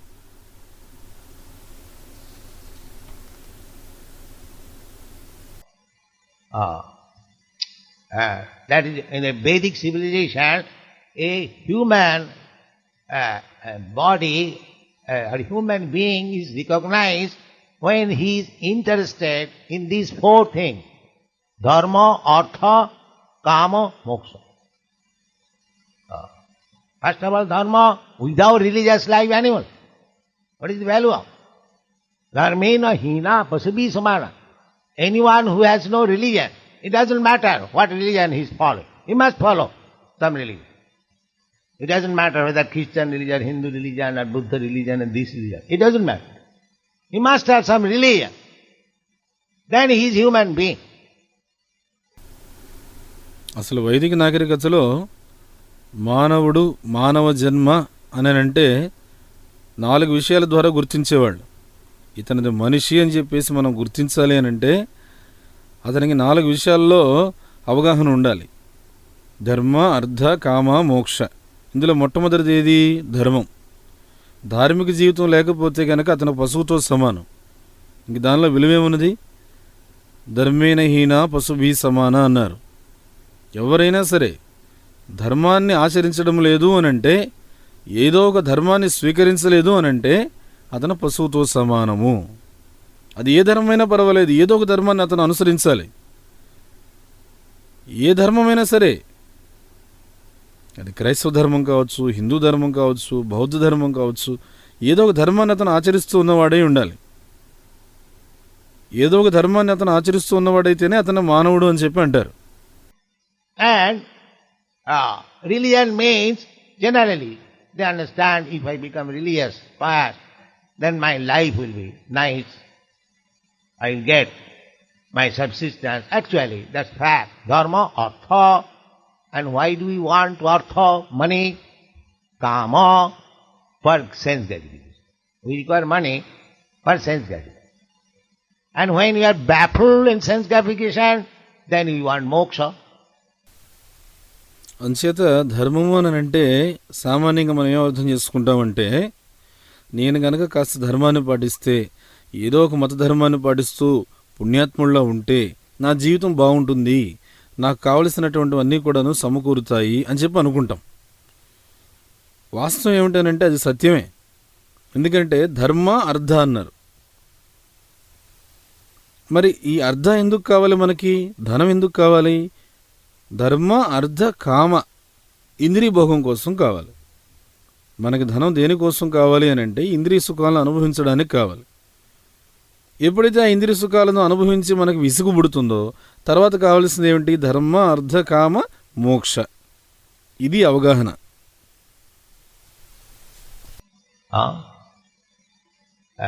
When one cannot get sufficiently by trying dharma, artha, kama, economic development and sense gratification, still we are dissatisfied, then sometimes we give up this world. Brahma sattva jagan mithya. This world is mithya, false. That is not actually giving up the renunciation, giving or renunciation. Renunciation means you should give up your process of sense gratification and apply yourself very seriously in the service of the law. That is called renunciation. ఒక్కొక్కసారి ఏమవుతుందనంటే ఈ ధర్మ అర్థ కామ ఇవన్నీ కూడా ప్రయత్నించినా కూడాను తగినంతగా అనుకున్నది దక్కలేదు. అంటే ఆర్థికాభివృద్ధి కానీ ఇంద్రియ తృప్తి కానీ ఇవన్నీ కూడా చేసినా కానీ ఇంకా కూడా అసంతృప్తి మిగిలే ఉంది అన్నప్పుడు ఏం చేస్తారంటే ఒక్కొక్కసారి ఈ ప్రపంచాన్ని విరక్తితో త్యజించేస్తారు. అప్పుడేమనుకుంటారు అంటే బ్రహ్మసత్యం జగత్మిథ్య అని చెప్పి భావిస్తూ ఉంటారు. ఏముందండి ఈ ప్రపంచం అంతా మాయ, ఈ ప్రపంచం అంతా కూడా మిథ్య అని చెప్పి అంటూ ఉంటారు. కానీ ఇది నిజమైనటువంటి వైరాగ్యం కాదు. ఇది నిజంగా ఈ ప్రపంచం పట్ల విరక్తి అంతకన్నా కాదు. వైరాగ్యం అంటే ఏమిటంటే తుచ్చమైనటువంటి ఇంద్రియ భోగాన్ని పూర్తిగా వదిలిపెట్టేసి నిన్ను నీవు చాలా తీవ్రంగా భగవంతుని యొక్క సేవలో నిమగ్నం చేసుకోవడం. ఇది అసలైనటువంటి వైరాగ్యం. That is explained in the 18th chapter of the Bhagavad Gita. Karma phalam tyagam sannyasa. Sannyas means karma phalam tyagam. Everyone is working in this material world to get some result. The result must be there. Either you work piously or impiously. There must be result. So, those who are not devotees, they will enjoy the result. So, they are entangled.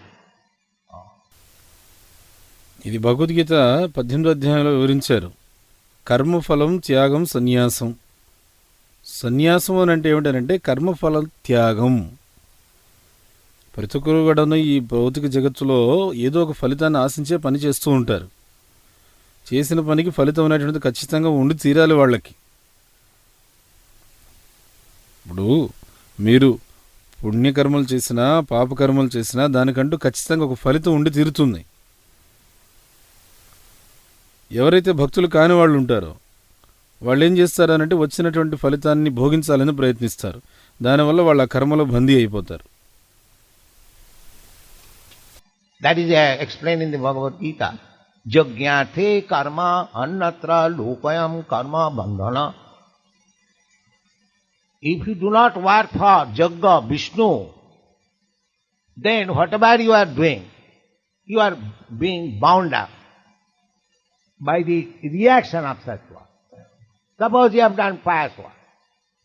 Now you are elevated to the higher planetary system, or you become rich man's sons, because by pious activities we get 4 things.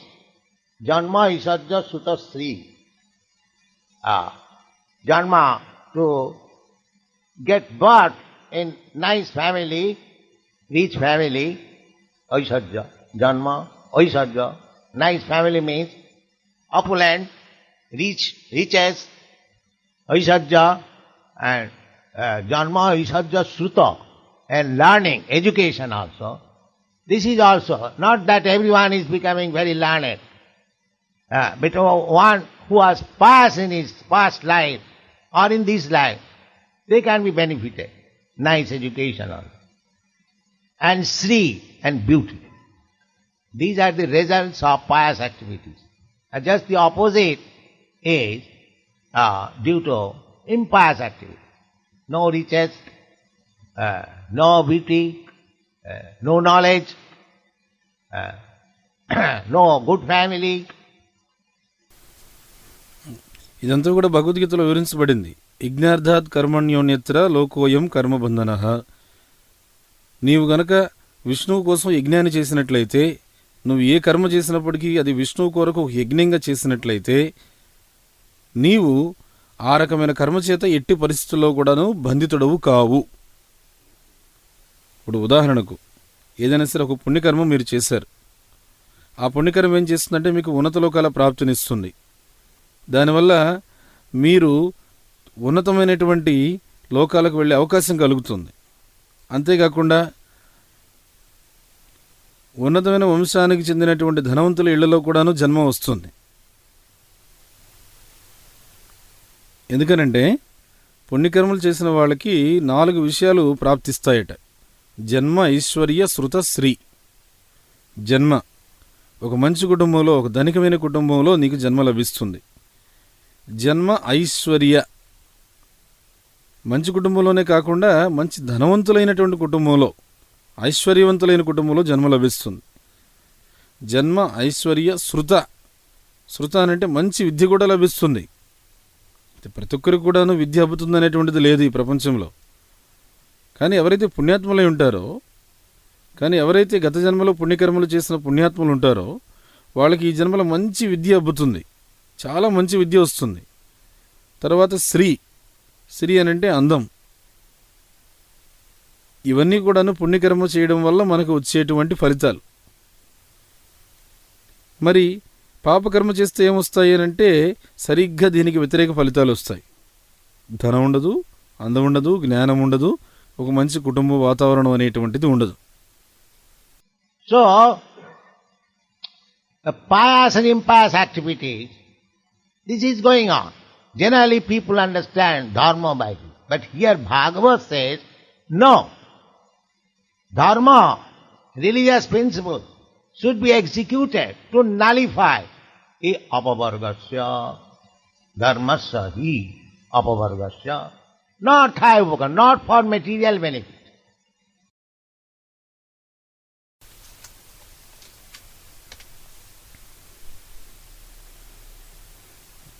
కాబట్టి విషయం ఏమిటనంటే పుణ్యకర్మైనా కానీ పాపకర్మైనా కానీ ఈ ఫలితాలు అనేటువంటి ఇలా వస్తూ ఉంటాయి, ఇవి ఇలా కొనసాగుతూ ఉంటాయి.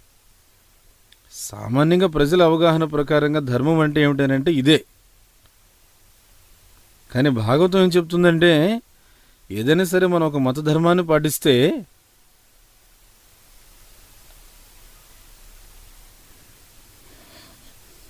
ఈ విధంగా పుణ్యకర్మలు కానీ పాపకర్మలు కానీ ఇలా కొనసాగుతూ ఉంటాయి. సామాన్యంగా ప్రజల అవగాహన ఏమిటనంటే ధర్మానంటే ఈ పుణ్యకర్మల ద్వారానే అనుకుంటారు. కానీ భాగవతం ఏం చెప్తుంది? ధర్మం అంటే అది కాదు. ధర్మము, ధార్మిక సూత్రాలు అంటే ఏమిటంటే మన యొక్క పవర్గాన్ని నిర్మూలించేటువంటి విధంగా ఉండాలి. అందుకని ఇక్కడ ధర్మస్య హి అపవర్గస్య అన్నారు. ధర్మస్య హి అపవర్గస్య న అర్థాయ ఉపకల్పతే. ధర్మం అంటూ మనం పాటించాము, పాటించేటువంటిది భౌతికమైన ప్రయోజనం కోసం పాటించకూడదు అంటున్నారు. ధర్మాన్ని భౌతిక ప్రయోజనం కోసం మనం పాటించకూడదు.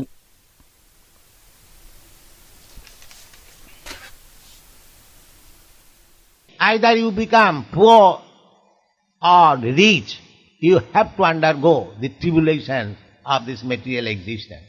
Because you are a rich man, you cannot avoid death. Because you are rich man, you cannot avoid hard working. Because you are rich man, you cannot avoid fearfulness. So the same thing is for the poor man. He is also working hard. It may be that he is not getting more money. You are getting more money. But getting more money you have to work like ass and dog. So you cannot get out of these principles. Either you become rich or poor. ఎందుకనంటే నువ్వు పేదవాడు అయి ఉండొచ్చు, లేకపోతే ధనికుడు అయి ఉండొచ్చు. కానీ ఎవరికైనా సరే భౌతికమైన జగత్తులో ఉండేటువంటి తాపత్రయాలు తప్పవు. నీవు ధనికుడు అయినంత మాత్రాన నీకు మరణం రాకుండా ఉండదు. నీవు ధనికుడు అయినంత మాత్రాన తీవ్రమైనటువంటి కష్టం అనేటువంటిది నీకు రాకుండా ఉండదు. నీవు ధనికుడు అయినంత మాత్రాన భయాన్ని తప్పించుకోవడం అనేటువంటిది ఏమి ఉండదు. మరి అదేవిధంగా ఇవన్నీ కూడాను పేదవాడికి జరుగుతున్నాయి. అతను కూడా కష్టపడి పని చేస్తున్నాడు. అయితే అతను ఎంత కష్టపడినా నీకు వచ్చినంత ధనం అతనికి రాకపోవచ్చు. నీకు అతనికన్నా ఎక్కువ ధనం వస్తూ ఉండొచ్చు. కానీ అంత అధికమైన ధనం నీకు రావాలంటే నువ్వు కూడా కష్టపడి గాడిదలాగానో తీవ్రమైనటువంటి పరిశ్రమ చేయవలసిందే కదా.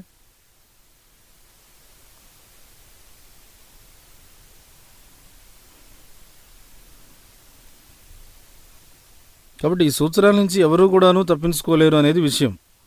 నువ్వు పేదవాడివైనా ధనికుడివైనా ఈ మృత్యువు భయము ఇలాంటివి అనేటువంటివి ఎవరికి తప్పవు. Generally they understand that by becoming religious, I shall be rich. That is fact. You can become. But what is the benefit? Suppose you are rich. Do you think that you will not die? Do you think that you will not be attacked by any disease? Do you think that you will not become old? So what is the benefit? But real religion means to nullify these principles. సామాన్యంగా జనాలు ఏమనుకుంటారంటే నేను ధార్మిక జీవితాన్ని తీసుకుంటే నేను బాగా ధనికుడు కాగలను అని చెప్పి అనుకుంటారు. అది వాస్తవమే. నువ్వు ధనికుడు కావచ్చు, ధనవంతుడు అవ్వచ్చు. కానీ దానివల్ల ప్రయోజనం ఏమిటి? ఉదాహరణకు నువ్వు బాగా ధనవంతుడు అయ్యావు. ధనవంతుడు అయినంత మాత్రాన మరణం నీకు రాకుండా ఉంటుందని నువ్వు అనుకుంటున్నావా? లేకపోతే ఏ విధమైనటువంటి వ్యాధులు కూడాను నిన్ను సోకమని నువ్వు అనుకుంటున్నావా? నీవు ధనవంతుడైనటువంటి మాత్రాన నీకు వృద్ధాప్యం రాదని నువ్వు అనుకుంటున్నావా? మరి ఇవన్నీ వస్తాయి కదా. మరి నిజంగా ధనవంతుడైనంత మాత్రాన వనగూడేటువంటి అసలైన ప్రయోజనం ఏముందో చెప్పు. కాబట్టి నిజమైనటువంటి ధర్మం ఏమిటంటే ఈ సూత్రాలు ఏవైతే ఉన్నాయో, ఈ విషయాలు ఏవైతే ఉన్నాయో, ఈ భయము, వృద్ధాప్యము, వ్యాధి ఇలాంటి వాటన్నిటినీ కూడాను నిర్మూలించేటువంటిది నిజమైనటువంటి ధర్మం. ధర్మస్సహి అపవర్గస్య నార్థాయ ఉపకల్పతే. Not that becoming religious, I become richer, I get so many material benefits. No, that is not. But you can say that we require some money for existence. Yes, that's a fact. That's a fact. ధర్మస్య హి అపవర్గస్య నార్ధోర్ధాయోపకల్పతే. కాబట్టి నేనేదో ధర్మాన్ని పాటిస్తున్నాను కదా, కాబట్టి నేను ధనవంతుని అయిపోవాలనేటువంటిది కాదు ఇక్కడ విషయం. నేనేదో ధర్మాన్ని పాటిస్తున్నాను కాబట్టి నాకేదో భౌతికమైనటువంటి ప్రయోజనాలు రావాలి అనేటువంటిది కాదు ఇక్కడ విషయం. ఆ రకమైన ఉద్దేశం మనకి ధర్మాచరణలో ఉండకూడదు. ఇలా నేను చెప్పినప్పుడు మీరు అనొచ్చు, అదేమిటి మరి జీవన పోషణ కోసం అంటూ మనకంటూ కాస్త ధనం అవసరమే కదా అని. నిజమే, ఆ మాట నిజమే. ఆ సత్యాన్ని నేను ఒప్పుకుంటాను.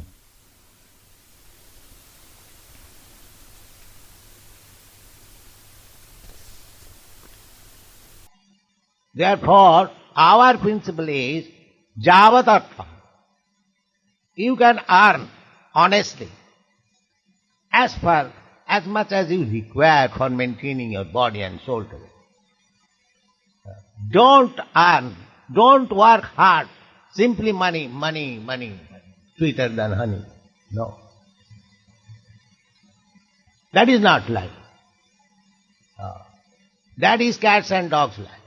They are simply working hard, just like ass.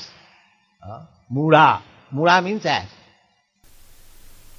అంచేతనే మన సూత్రం ఏమిటనంటే యావద్ అర్థం, నిజాయితీగా నీ జీవితాన్ని పోషించుకోవడానికి ఎంత అవసరమో నీవు అంత సంపాదించు. శరీరాన్ని ఆత్మని కలిపి ఉంచడానికి ఎంత అవసరమో అంత నువ్వు నిజాయితీగా సంపాదించమని శాస్త్రం చెప్తుంది. అంతేగాని అవసరమైన దానికన్నా ఎక్కువ సంపాదించే ప్రయత్నంలో తీవ్రమైనటువంటి పరిశ్రమ చేయవద్దు అంటుంది. ఊరికినే తీవ్రమైన కష్టపడుతూ ధనము ధనము ధనము అని చెప్పేసి అంటూ, తేనికన్నా కూడా తీయనైంది ధనం అని చెప్పి అంటూ ఉంటారే, ఆ విధంగా మనం చెయ్యొద్దు. అది నిజమైనటువంటి జీవితం కాదు. అలా కేవలం ధనం కోసమే బ్రతికేటువంటి జీవితము కుక్కల పిల్లులు లాంటి జీవితం. అది కేవలం తీవ్రమైనటువంటి కష్టపడుతూ గాడిదలాగా కష్టపడుతూ ఉంటారు. వాళ్ళని మూడులు అంటారు. మూఢ అంటే గాడిద అని చెప్పి అర్థం.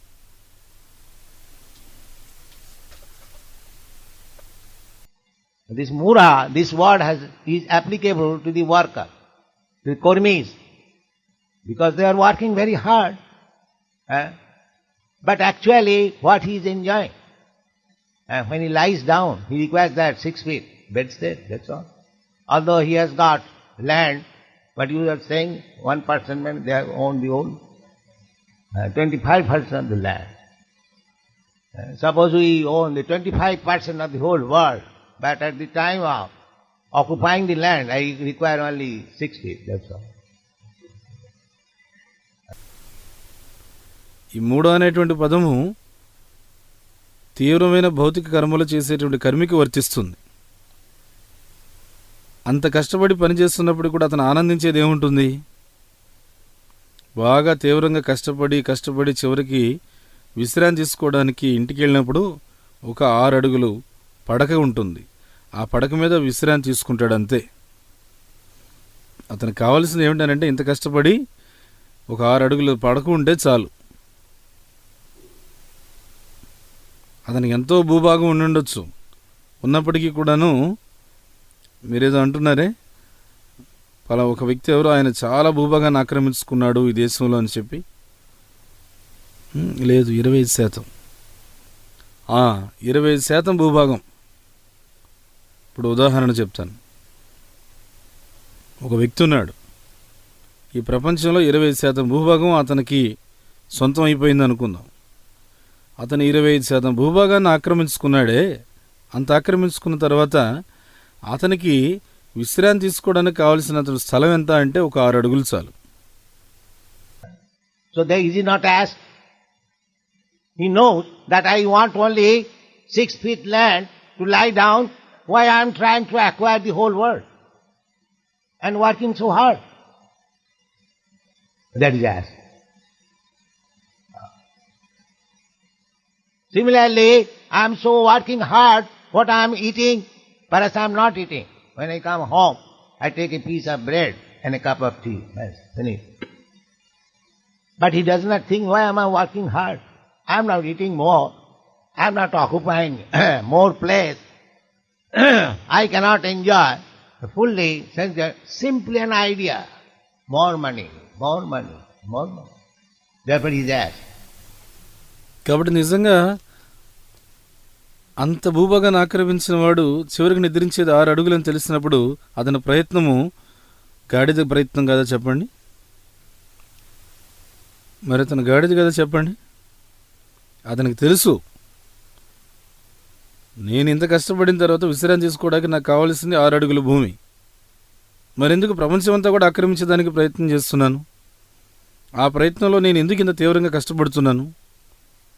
ఇదే గాడిద ప్రయత్నం అంటారు. అదేవిధంగా ఉదాహరణకు విపరీతంగా కష్టపడి పని చేస్తున్నాం. అంత పని చేసిన తర్వాత ఏం తింటున్నావు?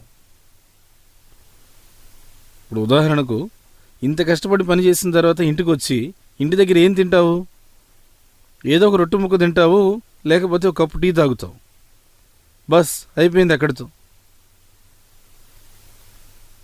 కానీ ఇలా చేసేటువంటి వ్యక్తి ఆలోచించడం లేదు, నేనెందుకు ఇంత కష్టపడుతున్నాను,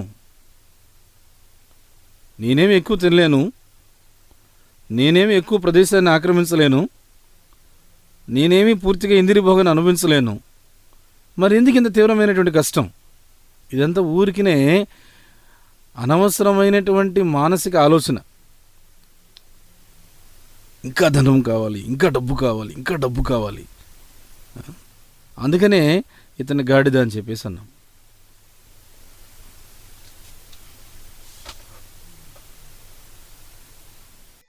Ass does not enjoy life but work very hard. We have got several times explained in India, the washerman keep a ass, and the ass bears 10 tons of load on the backside and goes to the ghat for washing ghat, and he is let loose there and a morsel of grass, a little few pieces of grass, and he is eating there standing for again returning with 10 tons of load. He is given freedom. He does not think that why shall I work so hard? This grass is available everywhere, I can go. Why am I working for this washerman? But he has no sense. And therefore he is called ass. గాడిద తన జీవితాన్ని తను ఆనందించలేదు సరిగదా, జీవితం అంతా కష్టపడుతూ ఉంటుంది. దీనికి మీకు ఎన్నోసార్లు ఈ ఉదాహరణ చెప్పాను నేను. భారతదేశంలో రజకులు ఎప్పుడు కూడాను ఒక గాడిదను పెట్టుకుంటారు. ఆ గాడిద మీద టన్నుల కొద్దీ గుడ్డల మూటలు వేస్తూ ఉంటారు. గుడ్డల మూటలు వేసి చాకిరేవుకు తీసుకుని వెళ్తూ ఉంటారు. ఆ చాకిరేవుకు తీసుకుని వెళ్ళిన తర్వాత అక్కడ ఆ గుడ్డల మూటలన్నీ తీసేసిన తర్వాత అక్కడ కాసేపు వదిలిపెడతారు. వదిలిపెట్టినప్పుడు అక్కడ ఉన్నటువంటి కాస్త గడ్డి తినేసి ఆ గాడిద మళ్ళీ అక్కడే నిలబడుతుంది. దేనికోసం అని అంటే ఉతికేసిన తర్వాత మళ్ళీ ఆ గుడ్డలన్నీ కూడాను మూట వేసుకొని ఆ టన్నుల కొద్ది గుడ్డలను మోసుకొని వెళ్ళడానికి మళ్ళీ సిద్ధమవుతుంది. ఈ మధ్యలో కాసేపు దాన్ని స్వేచ్ఛగా వదిలేస్తే అక్కడ ఉన్నటువంటి గడ్డి తింటుంది తప్ప గాడిద ఎప్పుడు అనుకోదు నేనెందుకు ఇంత కష్టపడి పని చేయాలి, ఇదే గడ్డి అన్ని చోట్ల బయట ఎక్కడైనా దొరుకుతుంది కదా, నేను అక్కడికి వెళితే నాకు చక్కగా స్వేచ్ఛగా స్వచ్ఛందంగా కావలసినంత గడ్డి దొరుకుతుంది కదా, నేనెందుకు ఈ రజకుడి దగ్గర ఇంత కష్టపడి పని చేయాలి అని ఎప్పుడు కూడా ఆలోచించలేదు. అలా ఆలోచించేటువంటి ఇంగిత జ్ఞానం కూడా దానికి లేదు. అందుకని దాన్ని గాడిద అని చెప్పాను.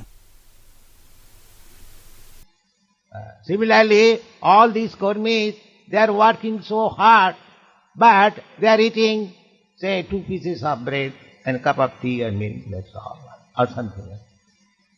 They are being called. అదేవిధంగా ఈ కర్ములందరూ కూడాను చాలా తీవ్రంగా కష్టపడి పనిచేస్తున్నారు, తింటూ ఉన్నారు. ఏం తింటారు? 2 రొట్టె ముక్కలు, 1 కప్పు టీ లేదా 1 కప్పు పాలు, ఇదే వాళ్ళు తినే ఆహారం, అంతే. ఇంక ఇది కాకుండా ఇంకేం తింటారో చెప్పండి. ఈ విధంగా ఏమిటంటే వాళ్ళు నిజంగా మెడకి కొక్కెం వేసుకున్నట్టుగా బంధించబడిపోతున్నారు. But we must utilize our time, save our time. How to get out of these 5 principles of materialistic life. That is called dharma. And we should earn so much to keep the body and soul together. That's all. Now, if I get more money, if you get more money, then employ it for Krishna. If you get more money, then engage it for Krishna. Don't try to. కానీ మనం ఏం చేయాలి? మనం మన సమయాన్ని చక్కగా ఆదా చేసుకొని ఆ సమయాన్ని దేనికోసం ఉపయోగించుకోవాలంటే ఇంతకుముందు చెప్పుకున్నటువంటి భౌతిక జీవితం ఉండేటువంటి 5 సమస్యలు ఉన్నాయి చూడండి, పవర్గం అని. ఆ పవర్గం నుంచి బయటపడేదానికి మన సమయాన్ని వినియోగించాలి. దాన్ని ధర్మం అని చెప్పన్నాం. సంపాదన చేస్తే కూడాను ఈ శరీరంలో ప్రాణం నిలబడడానికి ఎంత అవసరమో అంతే సంపాదన చేయాలి, అంతవరకే పద్ధతి. లేదు నాకు చాలా అధికమైనటువంటి ధనం వస్తుంది, మరి నన్నేం చేయమంటారు అంటే, ఒకవేళ నీకు నిజంగా అధికమైన ధనమే వస్తూ ఉన్నట్లయితే దానిని కృష్ణుడి కోసం వినియోగించు. ఉదాహరణకు మీకు ఎక్కువ ధనం మీ దగ్గరికి వస్తుందనుకోండి, దాన్ని కృష్ణుడికి సేవలో నిమగ్నం చేయండి. అంతేగాని దాన్ని అన్నిదా వేరే విధంగా ప్రయత్నించకండి. Therefore it is said, dharmansa arthasya dharmaikantasya, no arthasya, neither money, arthasya dharmaikantasya, one who is actually religious. Dharma. Kamo labhayo smita. The money you get, it is not for your sense gratification. Nathasya dharmaikantasya. Actually, if you are dharmic, if you are religious, then suppose you have got money. You can get money because you are dharmic, so you can get money. But don't employ it kamo labhayo, for your sense gratification.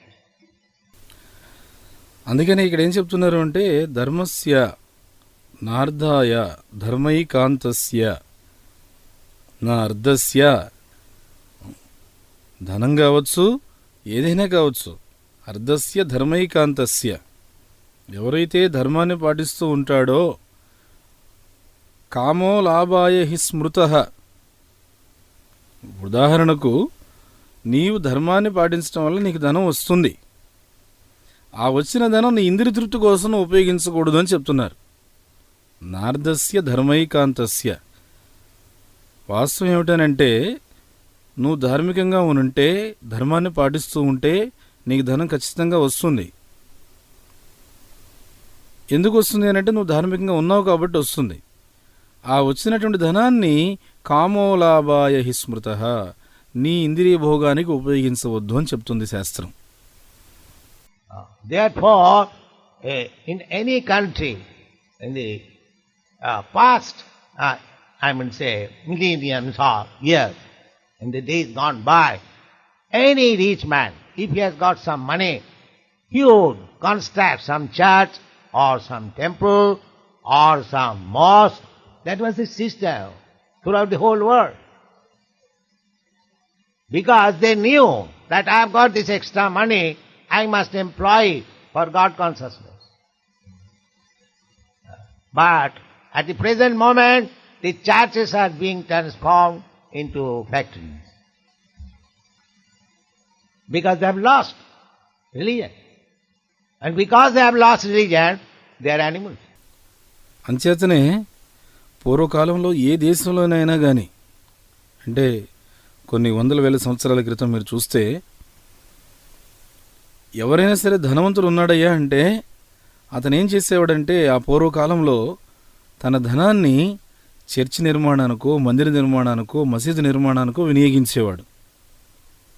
ప్రపంచవ్యాప్తంగా పూర్వకాలంలో అదే పద్ధతి ఉండింది. ఎందుకనంటే ఆ ధనవంతులందరికీ కూడా తెలుసు, నాకు ఈ ధనం అనేటువంటిది అధిక మొత్తంలో వచ్చింది కాబట్టి దీన్ని నేను భగవంతుని యొక్క చైతన్యానికి ఉపయోగించాలి, భగవత్ సంబంధంగా ఖర్చు పెట్టాలి. కానీ ప్రస్తుతం ఉన్నటువంటి పరిస్థితులు ఎలా ఉందంటే, ఉన్న చర్చిలన్నింటినీ కూడాను కర్మాగారాలుగా, ఫ్యాక్టరీలుగా మార్చేస్తున్నారు. ఎందుకనంటే జనుల్లో ధార్మికత అనేటువంటిది పూర్తిగా నష్టమైపోతుంది. వాళ్ళు ఆ విధంగా ధార్మికతను నష్టపోతున్నారు కాబట్టి పశువుల్లా ప్రవర్తిస్తున్నారు. And how you can get peace and prosperity in the society of animals? So, dharmasya hi arthasya, nathasya dharmaikantasya. One who is actually religious, he does not earn money for sense gratification. Na kama labhaya hismita. But at the present moment, the more we earn money, more we make prescription or program how to enjoy senses. Nathasya dharmaikantasya kama labhaya hismita. మరి ఇలా పశువుల్లో ప్రవర్తించేటువంటి సమాజంలో శాంతి సమృద్ధి అనేటువంటిది ఎక్కడి నుంచి వస్తుంది?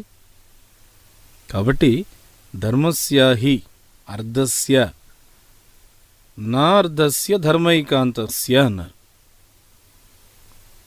ఎవరైతే యథార్థంగా ధార్మికతను పాటిస్తూ ఉంటారో వాళ్ళు ఇంద్రియ భోగం కోసం ధనార్జన చెయ్యరు.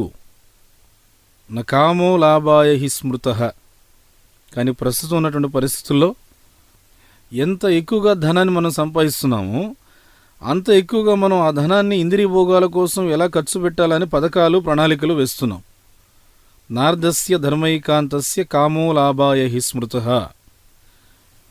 Kamasya nendriya priti. But we have got some desire fulfilled, a sense desire. Yes, that also you fulfill. Kamasya nendriya priti, but not for sense gratification. You apply your senses. Just like sex life, there is no forbidding. But you can enjoy sex life for begetting nice children. That's all. Not for sense gratification. This verse will be discussed later on. కామస్య నేంద్రియ ప్రీతి. ఉదాహరణకు మనకి కొన్ని కోరికలు ఉన్నాయి. ఆ కోరికల్ని మనం నెరవేర్చుకున్నాం. మళ్ళీ కొన్ని కోరికలు పుడుతున్నాయి. సరే, వాటిని కూడా మళ్ళీ నెరవేర్చుకునే ప్రయత్నం చేస్తున్నాం. కామస్య నేంద్రియ ప్రీతి అంటే ఇదే. అయితే ఈ కోరిక అనేటువంటి దాన్ని ఇంద్రియభోగం కోసం ఉపయోగించొద్దు అని చెప్తున్నారు. నీ ఇంద్రియాలను నువ్వు ఉపయోగించు. ఇప్పుడు ఉదాహరణకు కామజీవితం అనేటువంటిది ఉంది. కామజీవితం అనేటువంటిది ఎక్కడ నిషేధము కాదే. నీవు కామజీవితాన్ని అనుభవించవచ్చు. దేనికోసం అంటే చక్కటి సత్సంతానానికి జన్మనివ్వడం కోసం కామజీవితాన్ని అనుభవించవచ్చు. దానికి ఎటువంటి నిషేధము లేదు. కానీ అదే కామజీవితాన్ని తుచ్చమైన ఇంద్రియభోగం కోసం ఉపయోగించద్దు అంటున్నాం. ఈ శ్లోకం గురించి మనం విస్తారంగా తర్వాత చర్చిద్దాం. So, as it is described by Sutta Goswami, the first thing is that dharma, first class dharma means to become a devotee. Sabai pungsa paro dharma, jato bhakti radokha. Ahita kiya pratihata jatma. If you want peace of mind, if you want full satisfaction, then your dharmic life, your religious life should be how to advance yourself in devotional service of the Lord. Then jatma suprasidat. Then you will feel satisfied. అందుకని ఇక్కడ సూత గోస్వామి ఏమని చెప్తున్నారు? మొట్టమొదట ధర్మాన్ని పాటించమంటున్నారు. అది ప్రథమ శ్రేణి ధర్మాన్ని పాటించమంటున్నారు. ప్రథమ శ్రేణి ధర్మం అని అంటే భగవంతుని యొక్క భక్తుడు కావడమే అని చెప్తున్నారు. సవై పుంసాం పరోధర్మో యతో భక్తిరదోక్షజే అహైతుకి అప్రతీహత యయాత్మ సుప్రసీదతి. నిజంగా మీకు మనశ్శాంతి కావాలంటే, నిజంగా మీకు జీవితంలో సంతృప్తి కావాలి అంటే, అప్పుడు మీ ధార్మిక జీవితం ఎలా ఉండాలంటే, మీరు పాటించేటువంటి మతధర్మం ఎలా ఉండాలంటే, మీరు భగవంతుని పట్ల భక్తియుక్త సేవను అభివృద్ధి చేసుకునే విధంగా ఉండాలి. అప్పుడు యయాత్మ సుప్రసీదతి అని చెప్పి అంటాం. అలా ఉన్నప్పుడే మీకు సంపూర్ణమైనటువంటి సంతృప్తి అనేటువంటిది కలుగుతుంది. Then it is said that dharma sanustita pungsang vishakshena kathasuja. By executing your religious principles, if you do not develop your consciousness about God, then it is simply waste of time and labor.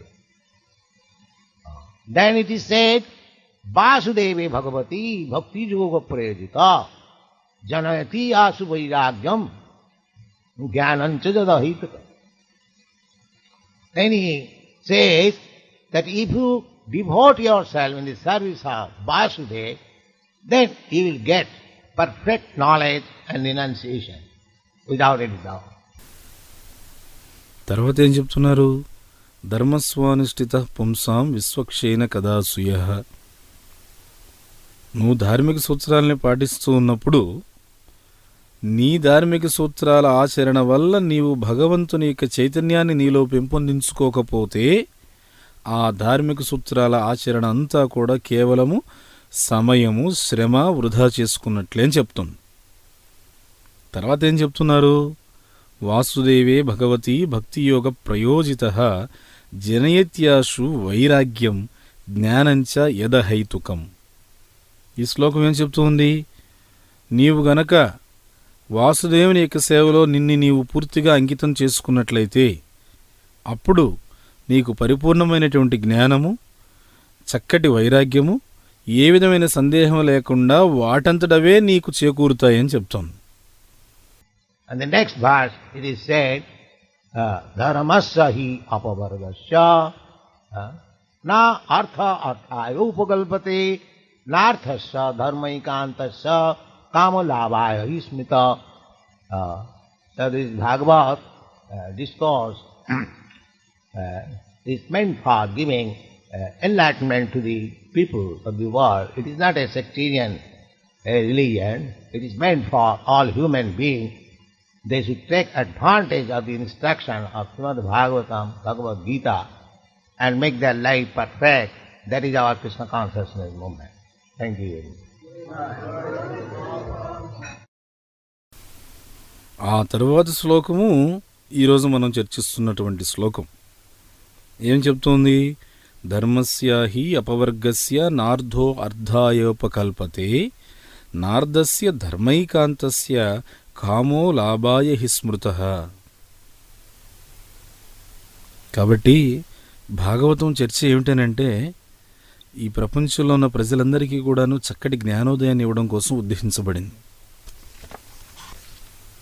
ఈ భాగవతం అనేటువంటిది ఏదో ఇదొక మతపరమైనటువంటి గ్రంథం కాదు. భాగవత చర్చ అనేటువంటిది ఏదో ఒక ప్రత్యేక మతానికి చెందినటువంటి సమావేశము కాదు.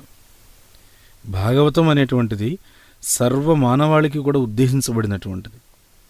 కాబట్టి దయచేసి మీరందరూ కూడా భగవద్గీత భాగవతాల యొక్క పూర్తి ప్రయోజనాన్ని ఉపదేశాల రూపంలో తీసుకోండి.